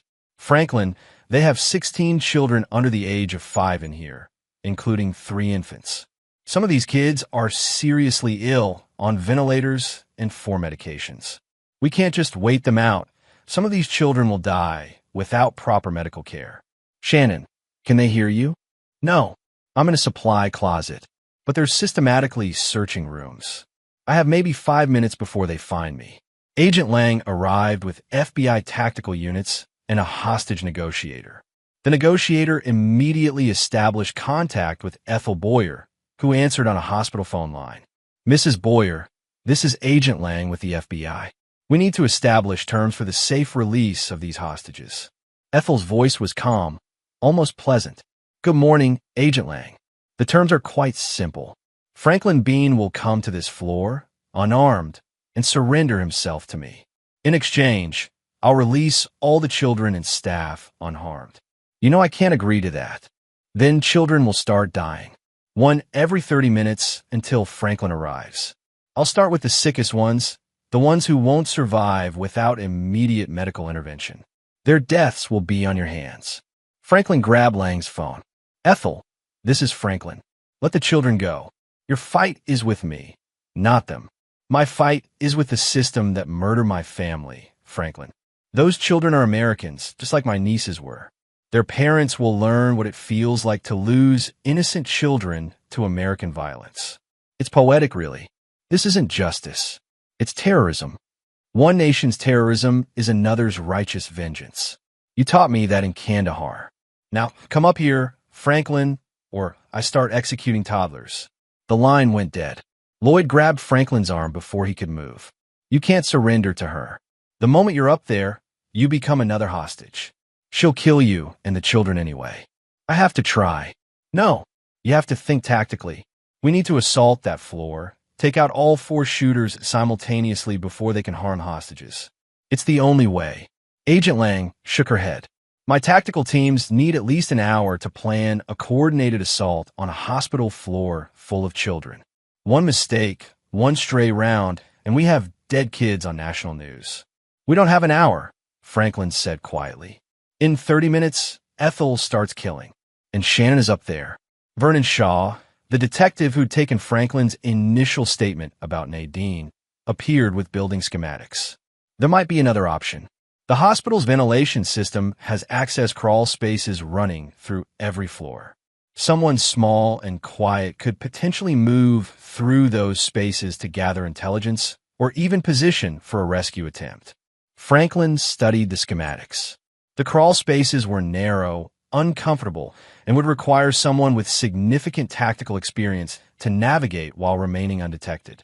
Someone exactly like Franklin. I'll go, he said. Franklin, this is insane. I'm the only one here with the training and motivation. I can move through those crawl spaces, locate Shannon, get eyes on the shooter's positions, and report back for a tactical assault. Or, if the opportunity presents itself, I can take shots myself. Lloyd pulled out a small weapons kit. If you're doing this, you're doing it right. Suppressed pistol, infrared optics, communications gear, and you're wearing body armor. 20 minutes later, Franklin was crawling through dusty, claustrophobic ventilation shafts 4 feet above the pediatric ward ceiling. Through metal grates, he could see and hear everything below. Children crying, staff members trying to keep the kids calm, Ethel Boyer and her team methodically searching each room. Franklin's watch showed 28 minutes since the ultimatum. 2 minutes until Ethel started executing children. He reached the supply closet where Shannon was hiding and tapped gently on the vent grate. Shannon's tear-stained face appeared below, flooded with relief at seeing him. I'm getting you out, Franklin whispered. No, get the children out. I'm a grown woman. They're babies. Before Franklin could argue, Ethel's voice echoed through the ward. Time's up, Franklin. Since you didn't have the courage to face me, I'll demonstrate my sincerity. Franklin watched in horror through the grate as Ethel Boyer approached a room containing 3 infants in incubators. She raised her weapon toward the closest child. Franklin didn't think. He kicked out the vent grate, dropped through the ceiling in a controlled fall, and fired his suppressed pistol in one fluid motion. The round hit Ethel's gun hand, sending her weapon clattering across the floor. Then all hell broke loose. Chapter 9, the final act. Franklin's tactical training kicked in with crystal clarity. The moment he fired, he rolled behind a medical cart for cover, knowing Ethel's 3 shooters would converge on his position. Sure enough, gunfire erupted from 2 directions. Arthur Weeks from the nurse's station and Jackie Browning from the hallway. But Franklin had planned for this. The moment he dropped through the ceiling, Lloyd's team had moved into position. FBI tactical units breached the stairwell doors simultaneously, creating crossfire that caught Weeks and Browning in a devastating kill zone. Vernon Shaw, the ex-Delta Force operative, was smarter. He grabbed the nearest child, a 4-year-old girl, and used her as a human shield while backing toward the emergency exit. Everyone stands down, or the girl dies. Shaw's voice was professional calm. He was a mercenary calculating survival odds, not a fanatic committed to dying. Franklin saw Lloyd moving up the hallway behind Shaw, but the angle was wrong. Any shot risked hitting the child. Franklin needed to create an opening. Shaw, Franklin called out, stepping into view with his hands visible but weapon ready. How much is Ethel paying you? Because I'll triple it. Walk away now, leave the girl, and you can disappear with more money than she's offering. Shaw hesitated, his mercenary instincts warring with professional obligation. She paid up front for $1 million. You got $12 million lying around. I've got FBI immunity and a clean escape. Ethel's operation is finished. Weeks is dead. Browning is down. And the only question is whether you die with them or walk away rich and free. Prove it. Show me the immunity deal. Franklin nodded to Agent Lang, who held up a document. Full immunity for testimony against Ethel Boyer. You walk out of here, Vernon, but only if you release that child right now. Shaw's grip on the girl loosened fractionally. His tactical mind was calculating, analyzing odds. 4 million was a good payday, but not worth dying for. Immunity and freedom was even better. If I release her, what guarantee do I have you won't shoot me? My word as a former operator. You were Delta Force. You understand honor among soldiers, even enemies. Let the girl go, put down your weapon, and you walk out of here in FBI custody instead of a body bag. For a long moment, Shaw remained frozen. Then his professionalism won out over loyalty to an employer who'd sent him into a no-win situation. He gently released the child, who ran sobbing to her mother. Shaw placed his weapon on the ground and raised his hands. Smart choice, Franklin said. FBI agents immediately secured Shaw while Lloyd's team moved through the pediatric ward, ensuring all threats were neutralized. Arthur Weeks was dead from multiple gunshot wounds. Jackie Browning was wounded but alive, already demanding a lawyer. And Ethel Boyer sat against a wall, clutching her shattered hand, her face a mask of impotent rage. Shannon emerged from the supply closet, immediately moving to help the traumatized medical staff check on the children. Miraculously, no children had been seriously harmed. A few had minor injuries from the chaos, but all would recover. Franklin approached Ethel Boyer, his weapon holstered but ready. The woman who'd orchestrated this nightmare looked small and broken now, stripped of her mercenary army and grand revenge plan. "It's over, Ethel," Franklin said quietly. "Nothing is over," she spat. "My family is still dead. My nieces are still buried in Afghanistan because of you. Justice hasn't been served." "You're right. Justice hasn't been served. The people who provided faulty intelligence, who approved Operation Midnight Sun without proper verification, who created a system where civilian casualties were acceptable losses, they never face consequences. But terrorizing children isn't justice. It's just more violence." Ethel laughed bitterly. "You think you're different from me? You kill my family following orders. I try to kill yours following my conscience. We're the same, Franklin." "No," Franklin said firmly. "We're not. I live with the guilt of what happened at Kandahar. I left military intelligence because I couldn't stomach being part of that system anymore. I'm trying to be better. You're just perpetuating the cycle." FBI agents took Ethel into custody, along with the wounded Browning and the cooperative Shaw. Agent Lang approached Franklin as medical teams began evacuating the children to safer floors. "You did good work today, Franklin. Save a lot of lives. We got lucky.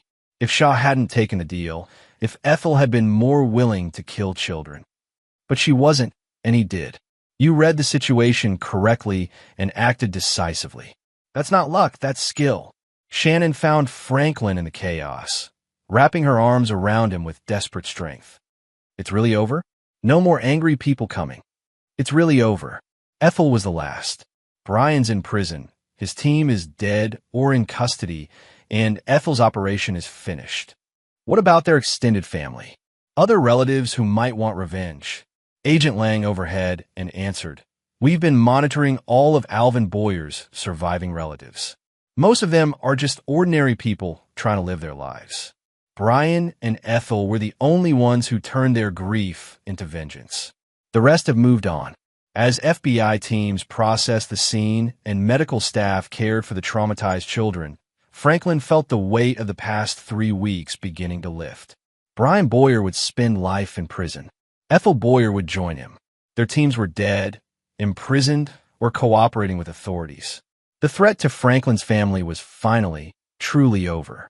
Detective Vernon Shaw, the Portland detective, not the mercenary, approached with a warm but tired smile. "Hell of a few weeks, Mr. Bean. For what it's worth, you handled this about as well as anyone could have. Not many people could have taken down 2 separate revenge operations and come out alive." Franklin shook his hand gratefully. Couldn't have done it without a lot of help. 2 weeks later, Franklin sat in a federal courtroom watching Brian Boyer's sentencing. The evidence was overwhelming. 7 counts of murder, 4 counts of attempted murder, terrorism charges, and a litany of other crimes. The judge showed no mercy.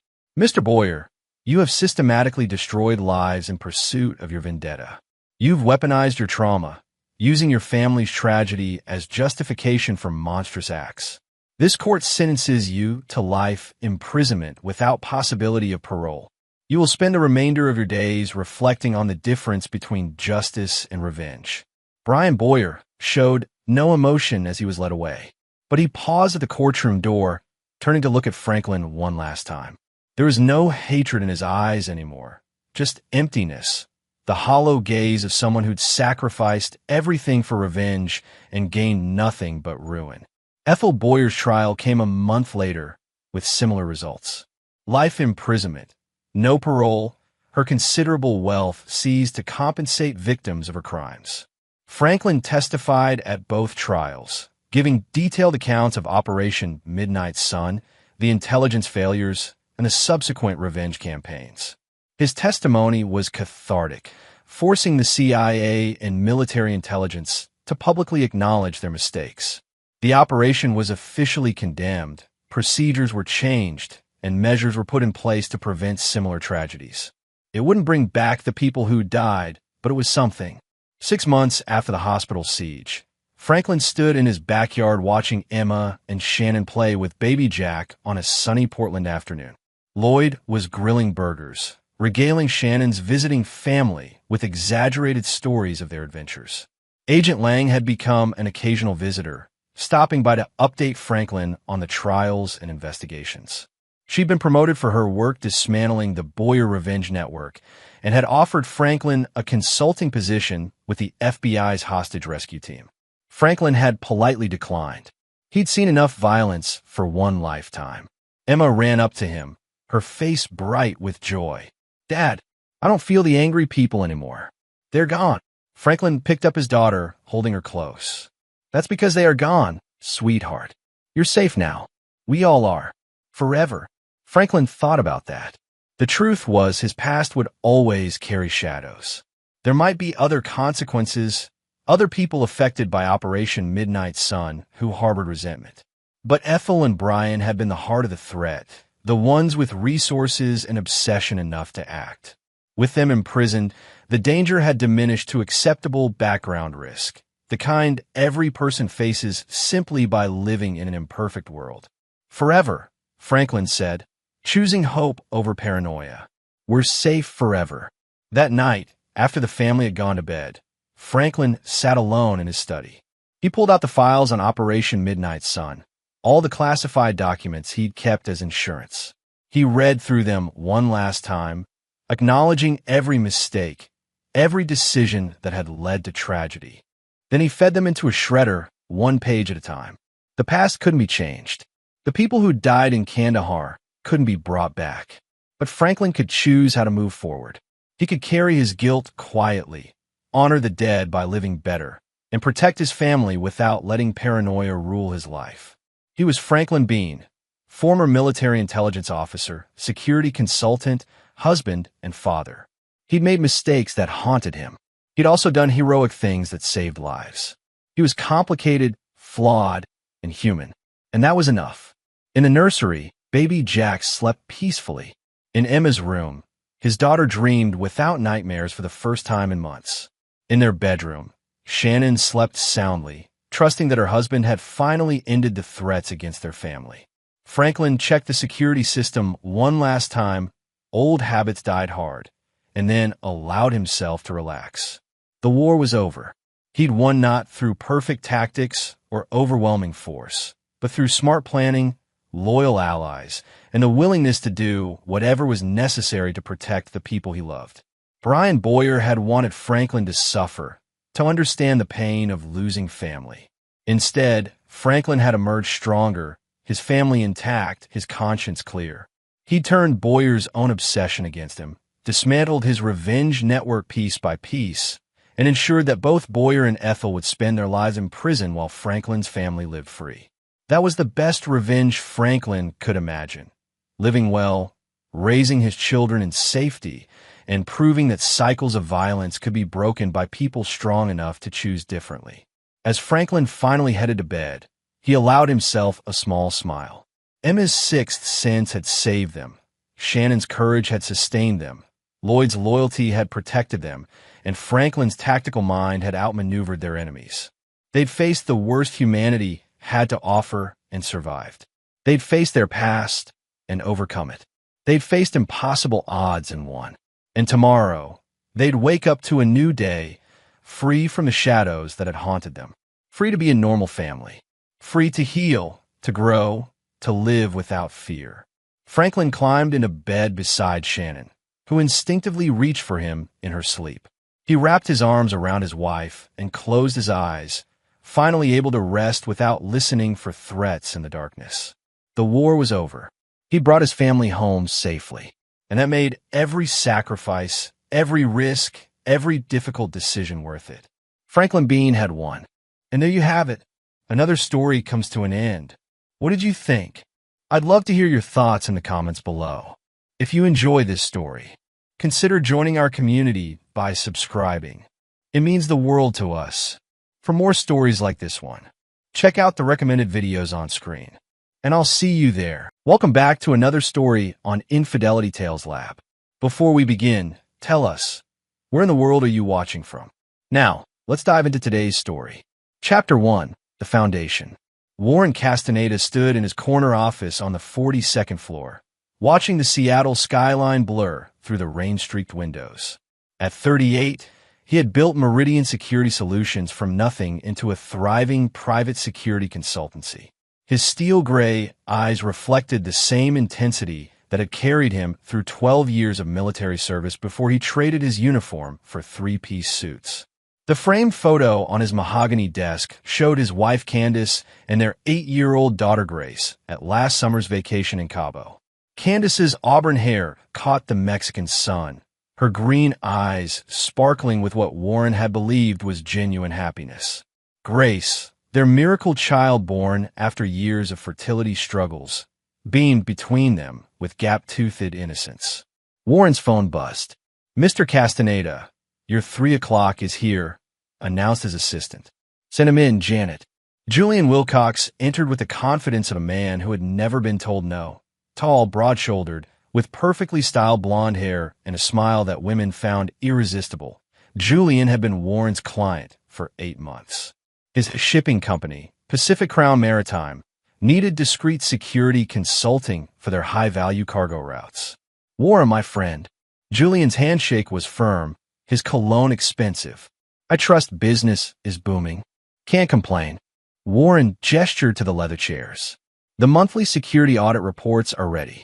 Your drivers have been following protocols perfectly." Julian accepted the folder, but didn't open it. "Actually, I wanted to discuss expanding our contract. Perhaps over dinner? I could bring Melissa. You and Candace could join us." Warren noted the slight hesitation before Julian mentioned his supposed girlfriend. In his line of work, Warren had developed an acute sense for detecting lies. Something felt off, but he filed it away. "Candace has been busy with her real estate work lately, but I'll run it by her. She's quite the saleswoman, for what I hear. Top performer at Highland Realty 3 years running." Julian's smile seemed forced. "You're a lucky man, Warren." The meeting concluded with handshakes and promises to connect soon. As Julian left, Warren couldn't shake the feeling that something had shifted in their professional relationship. The way Julian had lingered on Candace's name, the studied casualness of his questions, it triggered the same instincts that had kept Warren alive in Afghanistan. That evening, Warren arrived home to their sprawling Bellevue house to find Candace in the kitchen, still wearing her burgundy power suit. She was on the phone, speaking in hushed tones. "No, not tonight. Warren will be home." She noticed him and quickly shifted her tone. "I'll call you back about the Henderson property tomorrow." Working late again, Warren loosened his tie. Candace's smile was bright, perhaps too bright. "You know how it is. The market's been crazy." She kissed his cheek, but it felt perfunctory. "Grace is already in bed. I told her you'd read to her tomorrow night." Warren climbed the stairs to Grace's room. His daughter was already asleep, her dark hair spread across the pillow like spilled ink. She had Warren's determined chin and Candace's delicate features. He adjusted her blanket and whispered, "Daddy loves you, princess." Downstairs, Candace was already in their bedroom, claiming exhaustion. Warren sat in his home office, reviewing client files, but his mind kept drifting to Julian's odd behavior and Candace's evasive phone call. His military training had taught him to trust his gut, and right now, his gut was telling him something was very wrong. The foundation of his perfect life was about to crack. Chapter 2. Cracks in Paradise. 2 weeks later, Warren's suspicions crystallized into something darker. Candace's behavior had become increasingly erratic. Late nights that she blamed on difficult clients, hushed phone calls that ended abruptly when he entered the room, and a new distance in their intimacy that she attributed to stress. Warren had built his business on information gathering and threat assessment. It was time to apply those skills closer to home. He started small. Candace's laptop remained logged into her email when she rushed out for her emergency showing on Saturday morning. Warren found emails from Highland Realty, but also a concerning pattern of deleted messages. The trash folder had been emptied, but Warren knew how to recover deleted files, a skill learned during his intelligence work in the military. What he found made his blood run cold.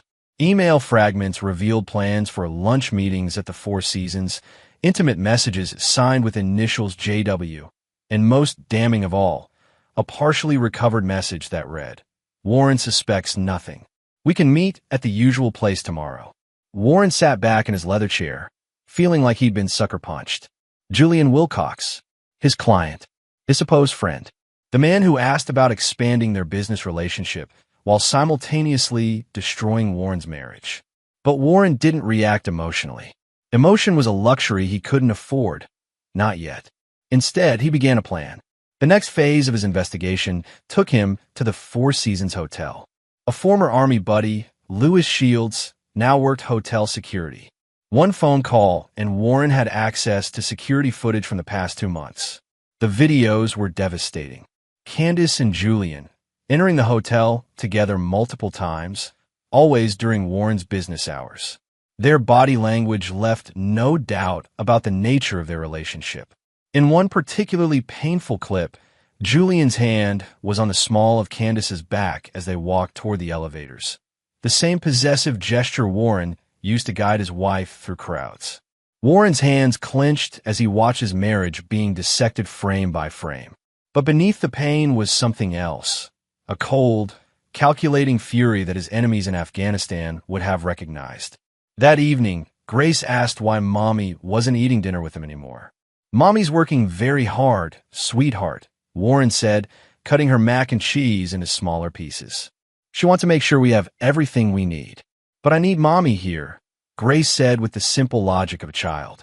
Warren's resolve hardened.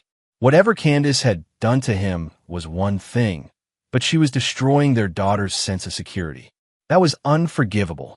Later that night, Warren confronted his reflection in the bathroom mirror.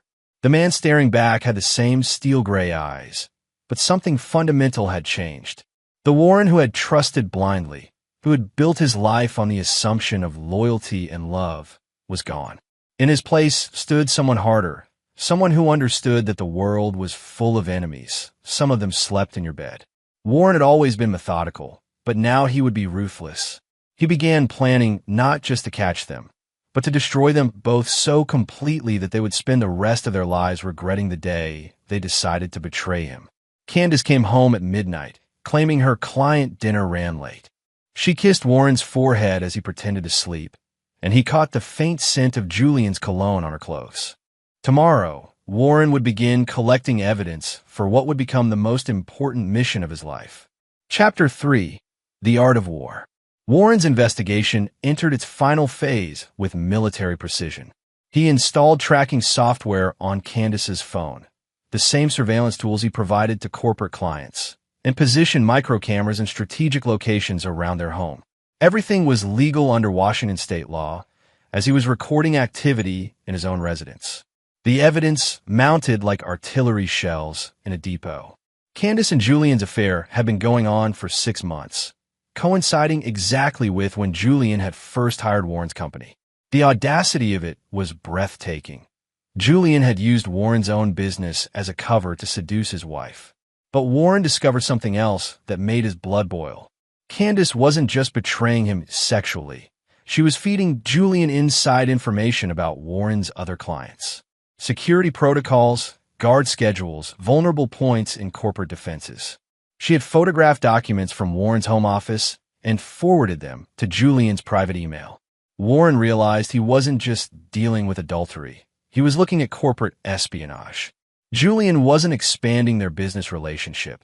He was planning to steal Warren's clients and destroy his company from within. The audio recordings were perhaps the most damaging. Hidden microphones captured Candace and Julian's conversations during their home visits, when they thought Warren was traveling for business. "He's so predictable." Candace's voice was cold, nothing like the warm woman who had said, "I love you" at their wedding altar 10 years ago. "Warren thinks everyone operates with his stupid code of honor. He has no idea what we're doing. Soon we won't have to sneak around." Julian's voice was confident, arrogant. "Once I take his clients and you file for divorce, we'll have everything. His business, his house, his money. The prenup you signed won't matter if we can prove he was neglecting you emotionally." What about Grace? Kids adapt. She'll get used to having a real father figure instead of Warren's military robot routine. Warren had to stop the recording. His hands were shaking not with fear, but with rage so pure it threatened to consume his rational mind. They weren't just destroying his marriage. They were planning to steal his daughter's respect for him. That night, Warren made a decision that would have horrified his younger self. He was going to destroy them both, and he was going to make sure they knew exactly who was responsible for their downfall. He started by setting up the final trap. Warren's company had a major contract presentation scheduled for the following week with a potential client worth $2 million annually. He leaked false information to Candace about the meeting's details, then waited to see if Julian would attempt to intercept the client. Meanwhile, Warren reached out to his network of former military contacts. His old squad leader, Cecil Harrison, now ran a private investigation firm in Los Angeles. Cecil owed Warren his life from their deployment in Kandahar, and Warren was ready to collect on that debt. "I need everything on Julian Wilcox," Warren told Cecil during their encrypted phone call. "Financial records, business dealings, personal history. If he's ever jaywalked, I want to know about it." "How deep do you want me to dig?" "China deep. I'm going to war." "Cecil, I need ammunition." Cecil's report arrived 72 hours later. Julian Wilcox had built his shipping empire on a foundation of lies and strategic betrayals. He had destroyed 2 previous business partners through elaborate schemes, stolen clients from former employers, and left a trail of discarded mistresses. Most damning of all, Julian had a pattern. He specifically targeted married women whose husbands had valuable business connections. Candace wasn't Julian's first victim. She was just his latest mark. Warren sat in his home office, surrounded by evidence of the most comprehensive betrayal imaginable. His wife had sold out their marriage, their daughter, and his business for a man who saw her as nothing more than a useful tool. The old Warren might have simply filed for divorce and tried to rebuild. But that Warren was dead, killed by his wife's laughter when she described him as a military robot to her lover. The new Warren was going to teach them both that some betrayals came with a price that could never be fully paid. War was coming, and Warren Castaneda had never lost a battle. Chapter 4: Declaration of War. Warren's carefully laid trap snapped shut with beautiful precision. Julian had indeed attempted to steal the $2 million client, showing up at the corporate headquarters with a proposal that mysteriously contained Warren's exact security assessment strategies. The client, confused by the nearly identical presentations, called Warren immediately. "Mr. Castaneda, I think someone's trying to steal your work," the client CEO had said. "This Julian Wilcox character just pitched me your exact proposal, word for word." Warren feigned shock and gratitude, but inside, he was coldly satisfied. Julian had taken the bait perfectly, using the false information Warren had deliberately leaked through Candace. Now Warren had documented proof of corporate espionage that would destroy Julian both legally and professionally. But Warren wasn't ready to spring the final trap yet. He needed the perfect moment, the perfect audience, and the perfect setting to maximize the devastation. That moment came the following Friday evening. Candace announced she was attending a company retreat for the weekend at the Olympic Peninsula Resort. Warren's surveillance confirmed she was actually meeting Julian for a romantic getaway at the Salish Lodge. Warren told Candace he had to fly to Portland for an emergency client meeting, leaving Grace with Candace's mother, Marguerite Potts. Instead, he drove to Snoqualmie Falls and checked into the same resort under a false identity, a skill from his intelligence days that served him well in civilian life. He wasn't there to confront them. Not yet. Warren was there to document the final evidence he needed, video footage of their betrayal in its most intimate form. The lobby of the Salish Lodge was elegant, all stone fireplaces and Pacific Northwest luxury. Warren positioned himself with a clear view of the reception area, his professional-grade camera disguised as a simple messenger bag. Candace arrived first, wearing the red dress Warren had bought her for their anniversary. The symbolism wasn't lost on him. She checked in using a false name, Carla Draper, and Warren realized this wasn't their first romantic weekend at this location. Julian arrived 30 minutes later, and Warren captured every moment of their reunion. The passionate kiss in the lobby, Julian's hands on Candace's body, her face lighting up with the kind of joy Warren hadn't seen in months. But what happened next exceeded even Warren's expectations. As they headed toward the elevators, Julian pulled out his phone and made a call. Warren activated his directional microphone, another piece of surveillance equipment from his military days. "It's done," Julian said into the phone. "She's completely under my control now. Warren Castaneda won't know what hit him when we move to the final phase. You sure she'll follow through?" The voice on the other end was distorted, but Warren's enhanced audio equipment picked up enough for recognition. "Trust me, Candace would do anything for me now. She's already given me everything I need to destroy his business. Once the divorce is final and she gets half his assets, we'll have enough capital to expand Pacific Crown into direct competition with Meridian." Warren trained in the military, but he never learned how to fight a war on the home front. Warren's grip tightened on the camera. Julian wasn't just stealing his wife. He was using her as a weapon to destroy everything Warren had built. The conversation continued. "What about the kid? Grace? She's leverage. Candace will get custody because Warren travels so much for work. We'll make sure he has minimal visitation rights. The last thing we need is him influencing the girl against us." Warren's vision blurred with rage. They were planning to steal his daughter. He followed them discreetly to their suite, using his military training to remain invisible in the hotel's corridors. The room service cart abandoned in the hallway provided perfect cover for his final recording session. Through the partially open window, Warren captured audio of their post-sex conversation. Candace's voice was breathless but determined. "I've scheduled the meeting with the divorce attorney for Monday. My mother has agreed to testify that Warren was emotionally abusive, absent father, workaholic, couldn't handle Grace's needs." "Perfect." Julian's voice was satisfied. "And you're sure about the business documents?" "I've photographed everything. His client list, security protocols, financial records. When you launch Pacific Crown Security Services, you'll have everything you need to destroy Meridian within 6 months." Warren had heard enough. He packed his equipment and returned to his own room, where he spent the night creating multiple copies of the evidence. Digital files went to encrypted cloud storage. Physical copies went into safety deposit boxes at 3 different banks. By dawn, Warren had constructed an unassailable case that would destroy both Julian and Candace in multiple arenas: civil court for the divorce, criminal court for corporate espionage, and the court of public opinion for their spectacular betrayal. But Warren realized he wanted more than legal victory. He wanted them to experience the same helplessness and humiliation they had planned for him.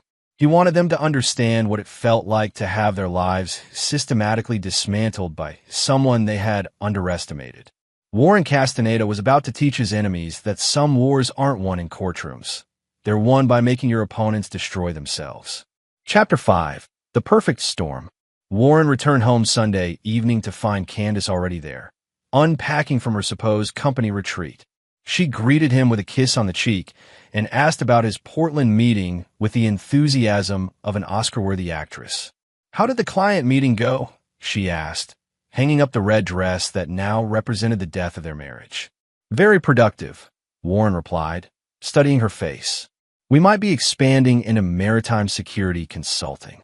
He caught the micro-expression that crossed her features, a flash of interest quickly suppressed. Candace was already calculating how to feed this information to Julian. "That sounds promising," she said carefully. "New clients mean more travel, I suppose." "Actually, I'm thinking of scaling back on travel, spending more time at home with you and Grace." The disappointment in her eyes was unmistakable. Warren's increased presence would complicate her affair significantly. Monday morning brought the first phase of Warren's counterattack. While Candace met with her divorce attorney, Warren was implementing a strategy that would have made his military commanders proud. He started with Julian's business partnerships.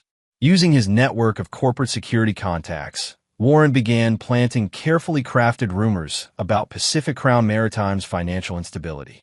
Nothing actionable or libelous, just the kind of whispered concerns that made businesses nervous about long-term contracts. Simultaneously, Warren contacted every client on the list that Candace had photographed.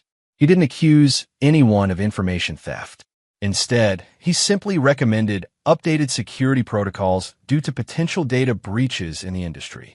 The clients appreciated his proactive approach and signed extended contracts with enhanced confidentiality clauses, making it nearly impossible for Julian to steal them. But Warren's most devastating move involved Julian's family connections. Cecil Harrison's investigation had revealed that Julian's shipping company was partially financed by his wealthy father, Roderick Wilcox, a prominent Seattle businessman who valued family reputation above profit. Warren arranged a meeting with Roderick under the guise of discussing expanded security services for the Wilcox family's various business interests. The senior Wilcox was a man in his 70s with steel-gray hair and the bearing of someone accustomed to respect. "Mr. Castaneda, Julian speaks very highly of your company," Roderick said as they sat in his downtown Seattle office. "He suggested we might benefit from your security consulting." "Julian is a valued client," Warren replied carefully. "Though I should mention, we're currently investigating some irregularities in our client data security. Nothing that affects Julian directly, but corporate espionage is a growing concern in our industry." Warren placed a file on Roderick's desk. "As a precaution, I'm providing all our clients with examples of the kind of information theft we're seeing, just so you can protect your own business interests." The file contained carefully edited transcripts of conversations between Julian and Candace, with Candace's identity obscured, but Julian's corporate espionage plans clearly documented. Warren presented it as an example of typical corporate data theft patterns his company was combating. Roderick's face darkened as he read Julian's recorded words about destroying Warren's business and stealing his clients. "This Julian person in your example, he's using personal relationships to gain access to business intelligence. Unfortunately, it's more common than people realize." The target in this case was a married businessman whose wife was seduced specifically to gain access to confidential client information. "Despicable." Roderick's voice was ice cold. "A man who would use such tactics has no honor, no integrity. He's not worthy of business trust." Warren nodded gravely. "Exactly why we're working so hard to expose these schemes before they can do permanent damage." That afternoon, Julian received a phone call from his father demanding an immediate meeting. Warren's surveillance network, strategically placed contacts throughout the business community, confirmed that the meeting involved Julian's partial disinheritance and the immediate review of all Pacific Crown Maritime's financing arrangements. Meanwhile, Candace was experiencing her own complications. Warren had begun implementing subtle psychological pressure at home. He started asking pointed questions about her work schedule, expressing concern about her stress levels, and suggesting they needed to reconnect as a family. "I've been thinking about our marriage," Warren said over dinner Tuesday night, watching Grace color while Candace fidgeted with her phone. "Maybe we should plan a family vacation. Just the three of us, somewhere remote where we can focus on each other." Candace's smile was strained. "That sounds nice, but my work schedule is really packed right now. More packed than our marriage." Warren's tone was gentle, but his eyes were sharp. "I love you, Candace. I want to fight for what we have." The irony wasn't lost on him. Warren was declaring his intention to fight for their marriage, while simultaneously destroying the man who was stealing his wife. Candace's discomfort was visible as she struggled to respond appropriately to her husband's renewed attention. That night, Warren lay in bed listening to Candace's whispered phone conversation in the bathroom. She was panicking, telling Julian that Warren was becoming suspicious and possessive. Julian's responses, captured by Warren's hidden microphones, revealed a man whose confidence was beginning to crack under pressure. "My father is asking questions about my business practices," Julian admitted. "Someone's been feeding him information about corporate espionage. He's threatening to pull funding if he discovers any dishonorable behavior in my company." "What does that mean for us?" Candace's voice was strained. "It means we need to accelerate our timeline. File for divorce immediately. We can't wait any longer." Warren smiled in the darkness. They were reacting exactly as he had predicted, rushing toward decisions that would make them more vulnerable, not less. Tomorrow, Warren would implement the next phase of his plan, making them believe they were winning even as he tightened the noose around their necks. Chapter 6. The Honey Trap. Wednesday morning arrived with Candace's determination to end their marriage quickly. She scheduled an emergency appointment with her attorney and began gathering financial documents, exactly what Warren had anticipated. Her urgency was making her careless, and carelessness would be her downfall. Warren helped by providing easier access to the documents she sought. He accidentally left his office unlocked and made sure copies of financial records were visible on his desk. What Candace didn't realize was that Warren had prepared false financial statements showing Meridian Security Solutions deeply in debt and facing bankruptcy, the opposite of reality. "I think we need to talk tonight," Candace announced when Warren returned from work. "About our future." Warren nodded solemnly. "I've been thinking the same thing. But let's wait until Grace is asleep. This conversation is too important to rush." Candace agreed, but Warren could see her nervous energy. She was planning to blindside him with divorce papers, believing she held all the advantages. That evening, Warren received a text from Cecil Harrison. "Package delivered. Your friend Julian is about to have a very interesting day tomorrow." The package was the culmination of weeks of investigation into Julian's personal life. Cecil had discovered that Julian was already married to a woman named Christine Henderson who lived in Vancouver, Canada. Julian had been living a double life for 3 years, maintaining businesses and relationships in both countries. More importantly, Christine Henderson Wilcox was the daughter of a prominent Canadian shipping magnate who had provided significant financing for Julian's Seattle operations. She had no idea about Julian's affairs or his plans to steal clients from Warren's company. But Warren's masterstroke was yet to come. At 10 p.m., after Grace was asleep, Candace sat Warren down in their living room. She had clearly rehearsed her speech. "Warren, I haven't been happy for a long time," she began, her voice carefully modulated. "We've grown apart, and I think we need to face reality about our marriage." Warren listened with the expression of a man receiving devastating news for the first time. "What are you saying, Candace?" "I want a divorce." She handed him an envelope. "These are preliminary papers. I think it's best for everyone, especially Grace, if we handle this amicably." Warren opened the envelope with shaking hands, a performance worthy of its own award. The divorce papers were comprehensive, demanding half of all assets, primary custody of Grace, and substantial alimony. Candace had clearly spent months preparing for this moment. "I don't understand," Warren said, his voice breaking convincingly. "We can work through whatever problems we're having. We have Grace to think about." "Warren, please don't make this harder than it has to be." Candace's tone was cold, businesslike. "I've thought about this carefully. Our marriage is over. Is there someone else?" Warren asked the question he already knew the answer to. Candace hesitated, then nodded. "Yes, I've fallen in love with someone who can give me the life I deserve."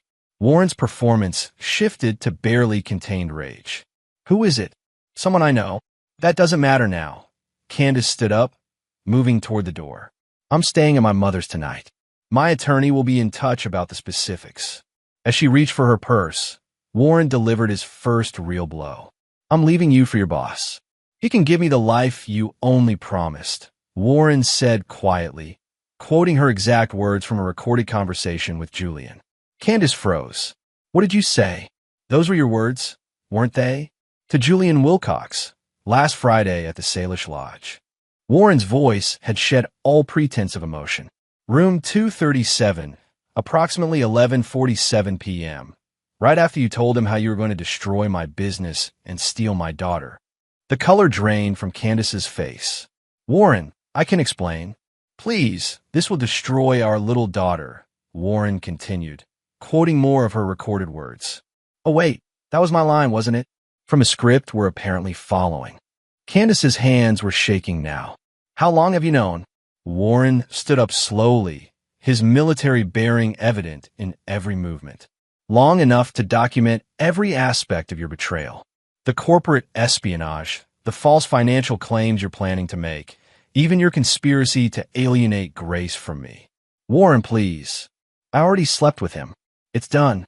Warren's voice was ice cold as he quoted her words back to her. Remember saying that, Candace? About how there was no going back. Candace tried to speak, but Warren continued.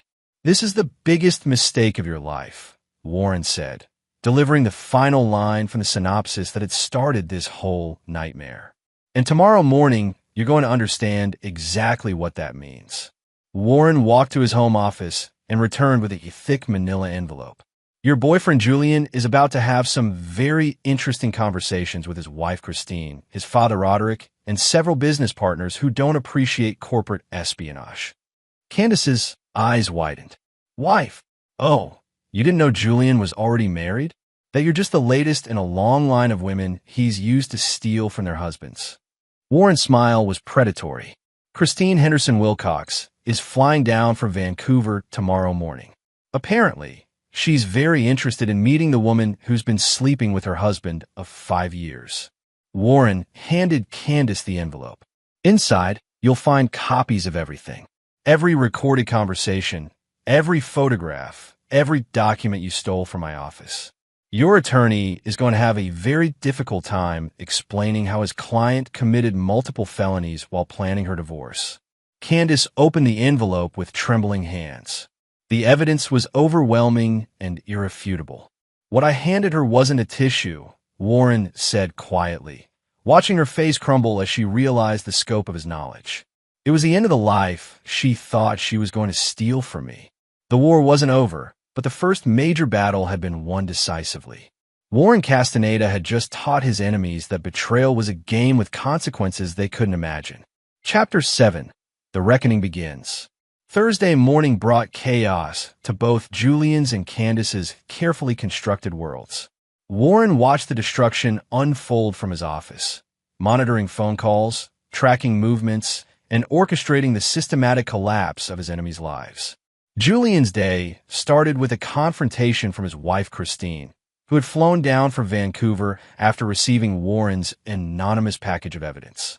Warren's surveillance network confirmed that the meeting at Julian's downtown office was explosive, literally, as Christine threw Julian's laptop against the wall before storming out. Simultaneously, Roderick Wilcox arrived at Pacific Crown Maritime with his attorney and a forensic accountant. Julian's father had discovered that his son's business expansion was actually a plan to destroy Warren's company using stolen intelligence, information that painted Julian as everything Roderick despised. But Warren's most devastating blow came through his network of former military contacts. Cecil Harrison had discovered that Julian's shipping routes were being investigated by federal authorities for customs violations. Nothing serious enough for criminal charges, but enough to trigger comprehensive audits that would tie up Julian's business for months.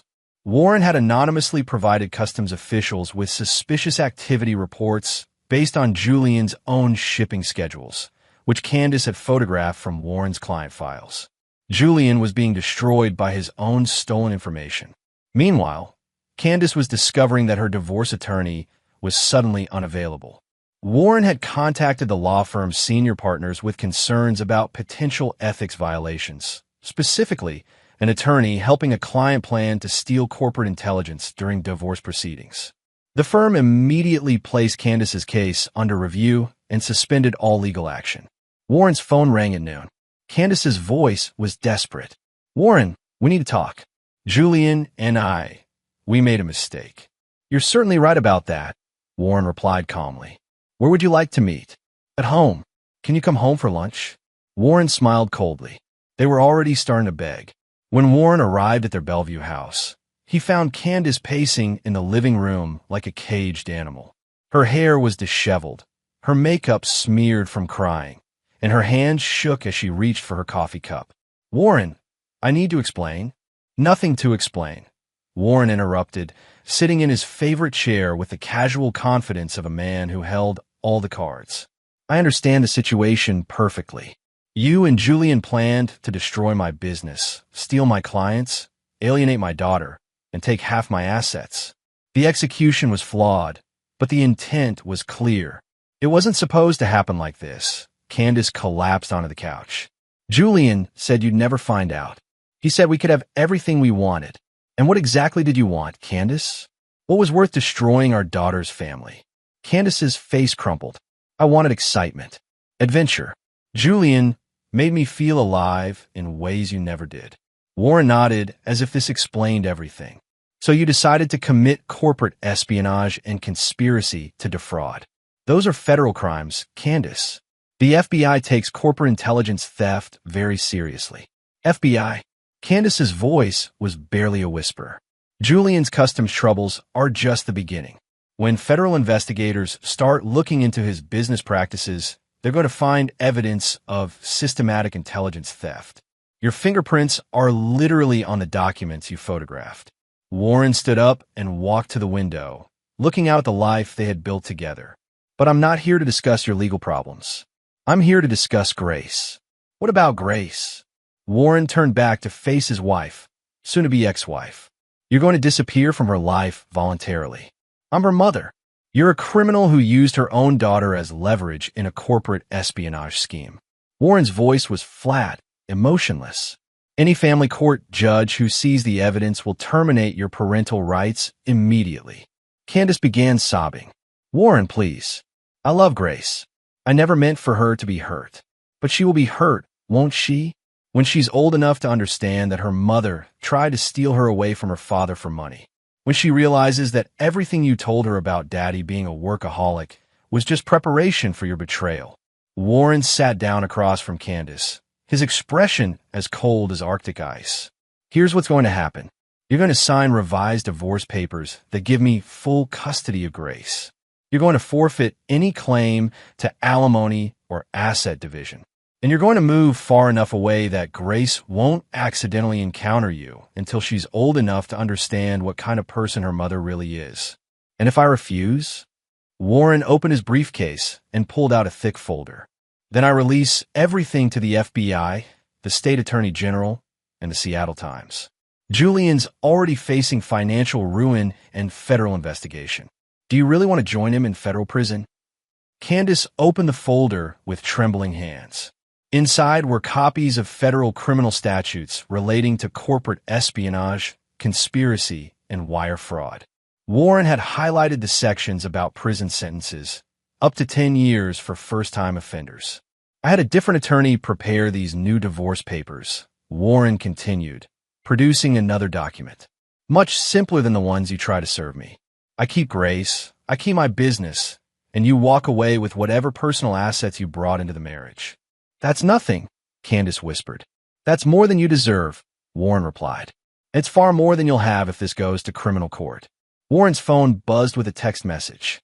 He glanced at it and smiled. The first genuine smile Candace had seen in weeks. Julian's father just fired him from Pacific Crown Maritime and initiated legal proceedings to recover family investments. Christine has filed for divorce in Canada and frozen all their joint assets. Federal customs agents are executing search warrants at Julian's offices as we speak. Warren stood up and adjusted his tie. Julian Wilcox went from millionaire shipping executive to unemployed federal suspect in about 6 hours. That's what happens when you underestimate your enemies. Candace was crying harder now, the magnitude of their miscalculation finally hitting her. What do you want me to do? Sign the papers. Pack your things.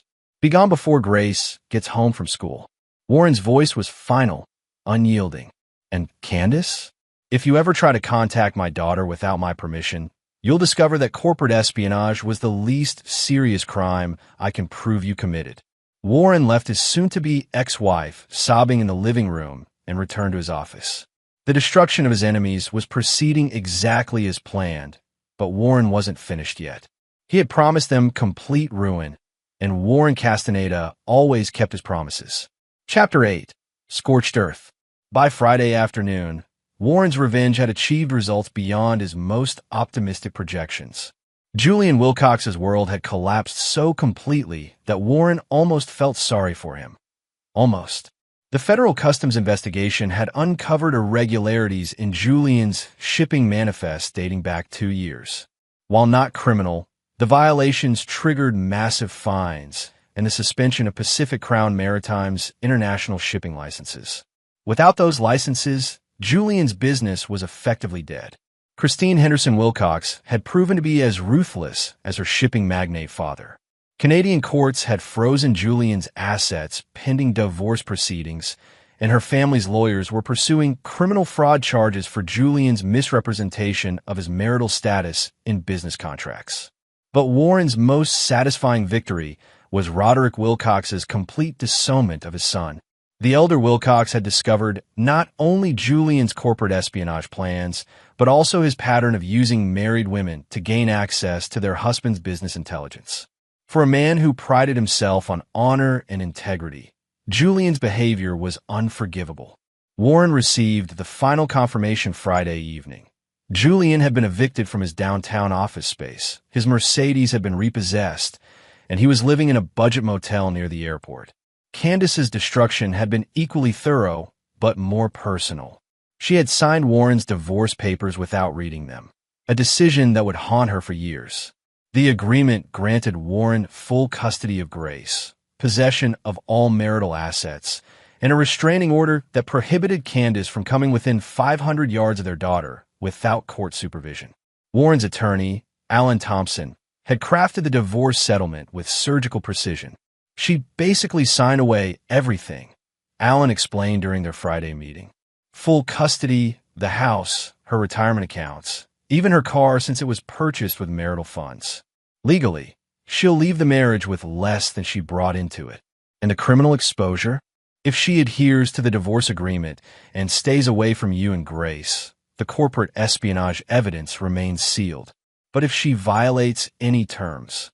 Alan shrugged. Federal prosecutors love slam-dunk cases. That evening, Warren arrived home to find Candace's belongings gone and a note on the kitchen counter. Her handwriting was shaky, desperate. Warren, I know you'll never forgive me. I don't expect you to. But please don't poison Grace against me forever. I made terrible choices, but I do love her. Maybe someday, when she's older, you'll let her decide if she wants to know her mother.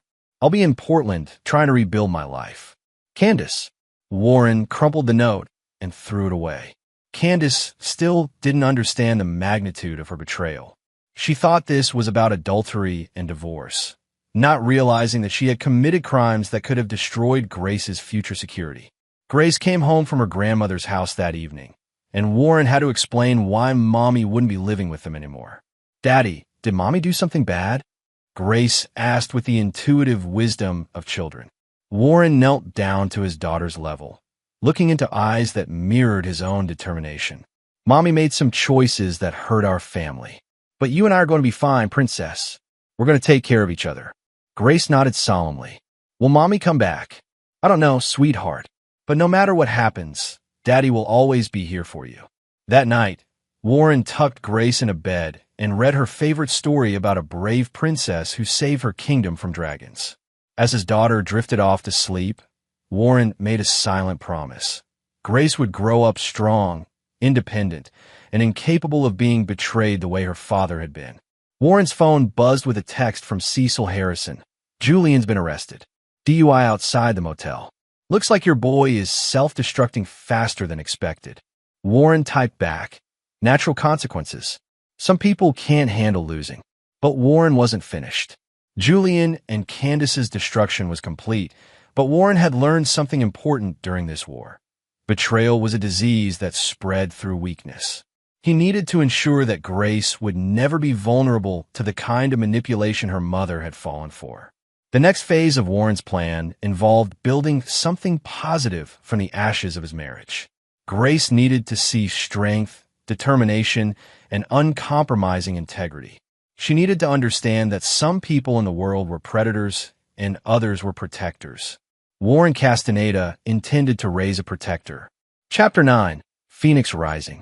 6 months later, Warren stood in the same corner office where this nightmare had begun, but everything had changed.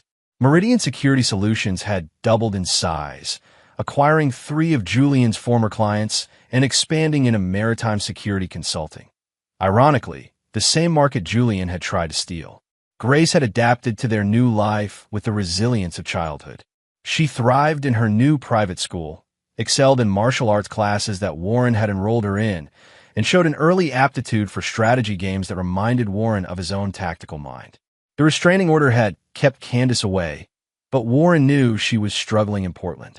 His network of contacts reported that she was working as a waitress, living in a studio apartment, and had been rejected by several real estate firms when background checks revealed her involvement in corporate espionage. Julian's fall had been even more spectacular. The DUI arrest had led to a deeper investigation of his finances, revealing a pattern of tax evasion that resulted in federal charges. He was currently serving 18 months in federal prison and faced deportation proceedings initiated by his Canadian ex-wife's family. But Warren's greatest victory was personal. Grace had stopped asking about her mother and instead talked excitedly about their weekend camping trips, her progress in Taekwondo, and her plans to study business and law when she grew up. "I want to help people like Daddy does," she told Warren one evening over dinner. "Protect them from bad guys." Warren smiled, recognizing his own sense of justice in his daughter's words. "What kind of bad guys, princess?" "The sneaky ones. The ones who pretend to be good but hurt people when they're not looking." Warren realized that Grace understood more about her mother's betrayal than he had given her credit for. Children were remarkable in their ability to sense deception, even when they couldn't articulate it. Warren's phone rang, interrupting his thoughts. The caller ID showed a number he recognized, Candace's cell phone. "Grace, go finish your homework," Warren said gently.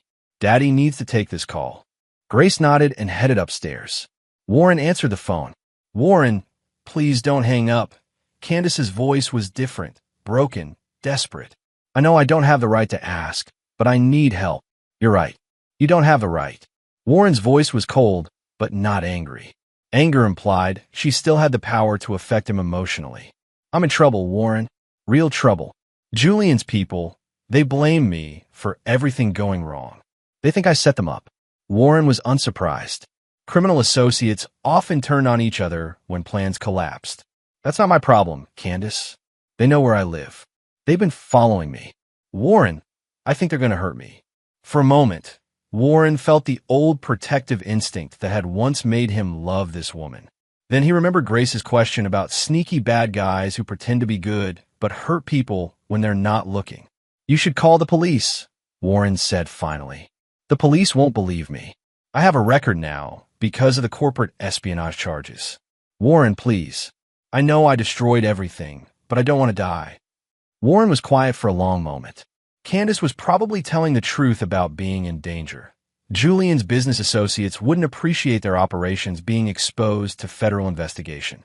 "Where are you?" "Portland, at a diner on Southeast Hawthorne. I've been staying here because I'm afraid to go home." Warren made a decision that surprised even him. "There's a Greyhound station 3 blocks from where you are. Buy a ticket to Denver. When you get there, go to the address I'm about to text you. It's a women's shelter run by a friend of mine from the military. Tell them Warren Castaneda sent you." "Warren, that's all I'm going to do, Candace. You get one chance to disappear and start over somewhere safe. Don't waste it." Warren hung up and sent the address. Then he called his contact in Denver, Sergeant Marie Hyde, who ran a program helping women escape domestic violence. "Marie, I'm sending someone your way. Long story short, she made some terrible choices that put her in danger. She's not a good person, but she doesn't deserve to die for being stupid. Copy that, Warren. We'll take care of her." Warren hung up and walked upstairs to check on Grace's homework. His daughter was working on a math problem with the same focused intensity Warren brought to military operations. "All finished, Princess?" Grace looked up and smiled. "Almost. Daddy, why did you help the bad person on the phone?" Warren sat down beside his daughter, marveling again at her perception.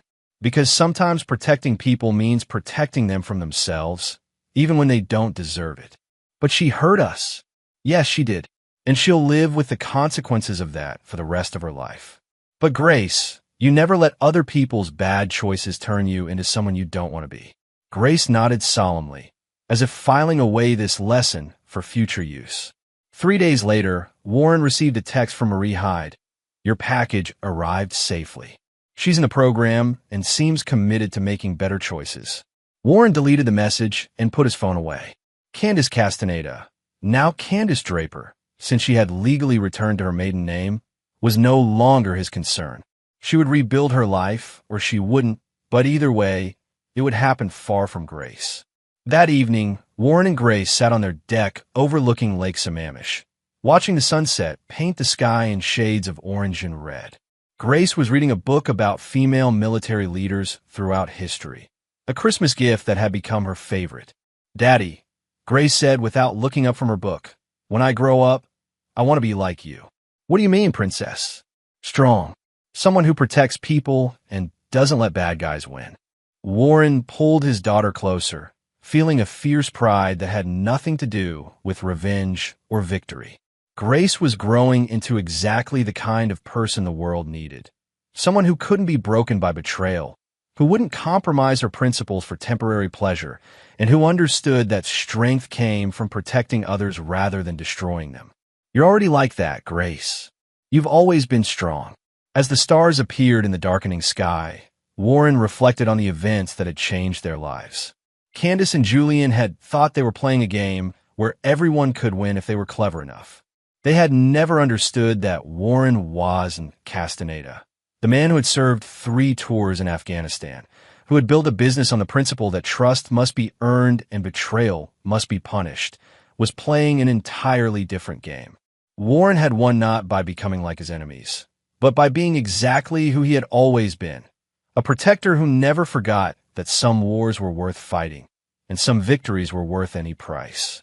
Grace fell asleep against his shoulder as the night settled around them. Warren carried his daughter inside and tucked her into bed, whispering the same promise he made every night. "Daddy will always keep you safe, Princess. Always."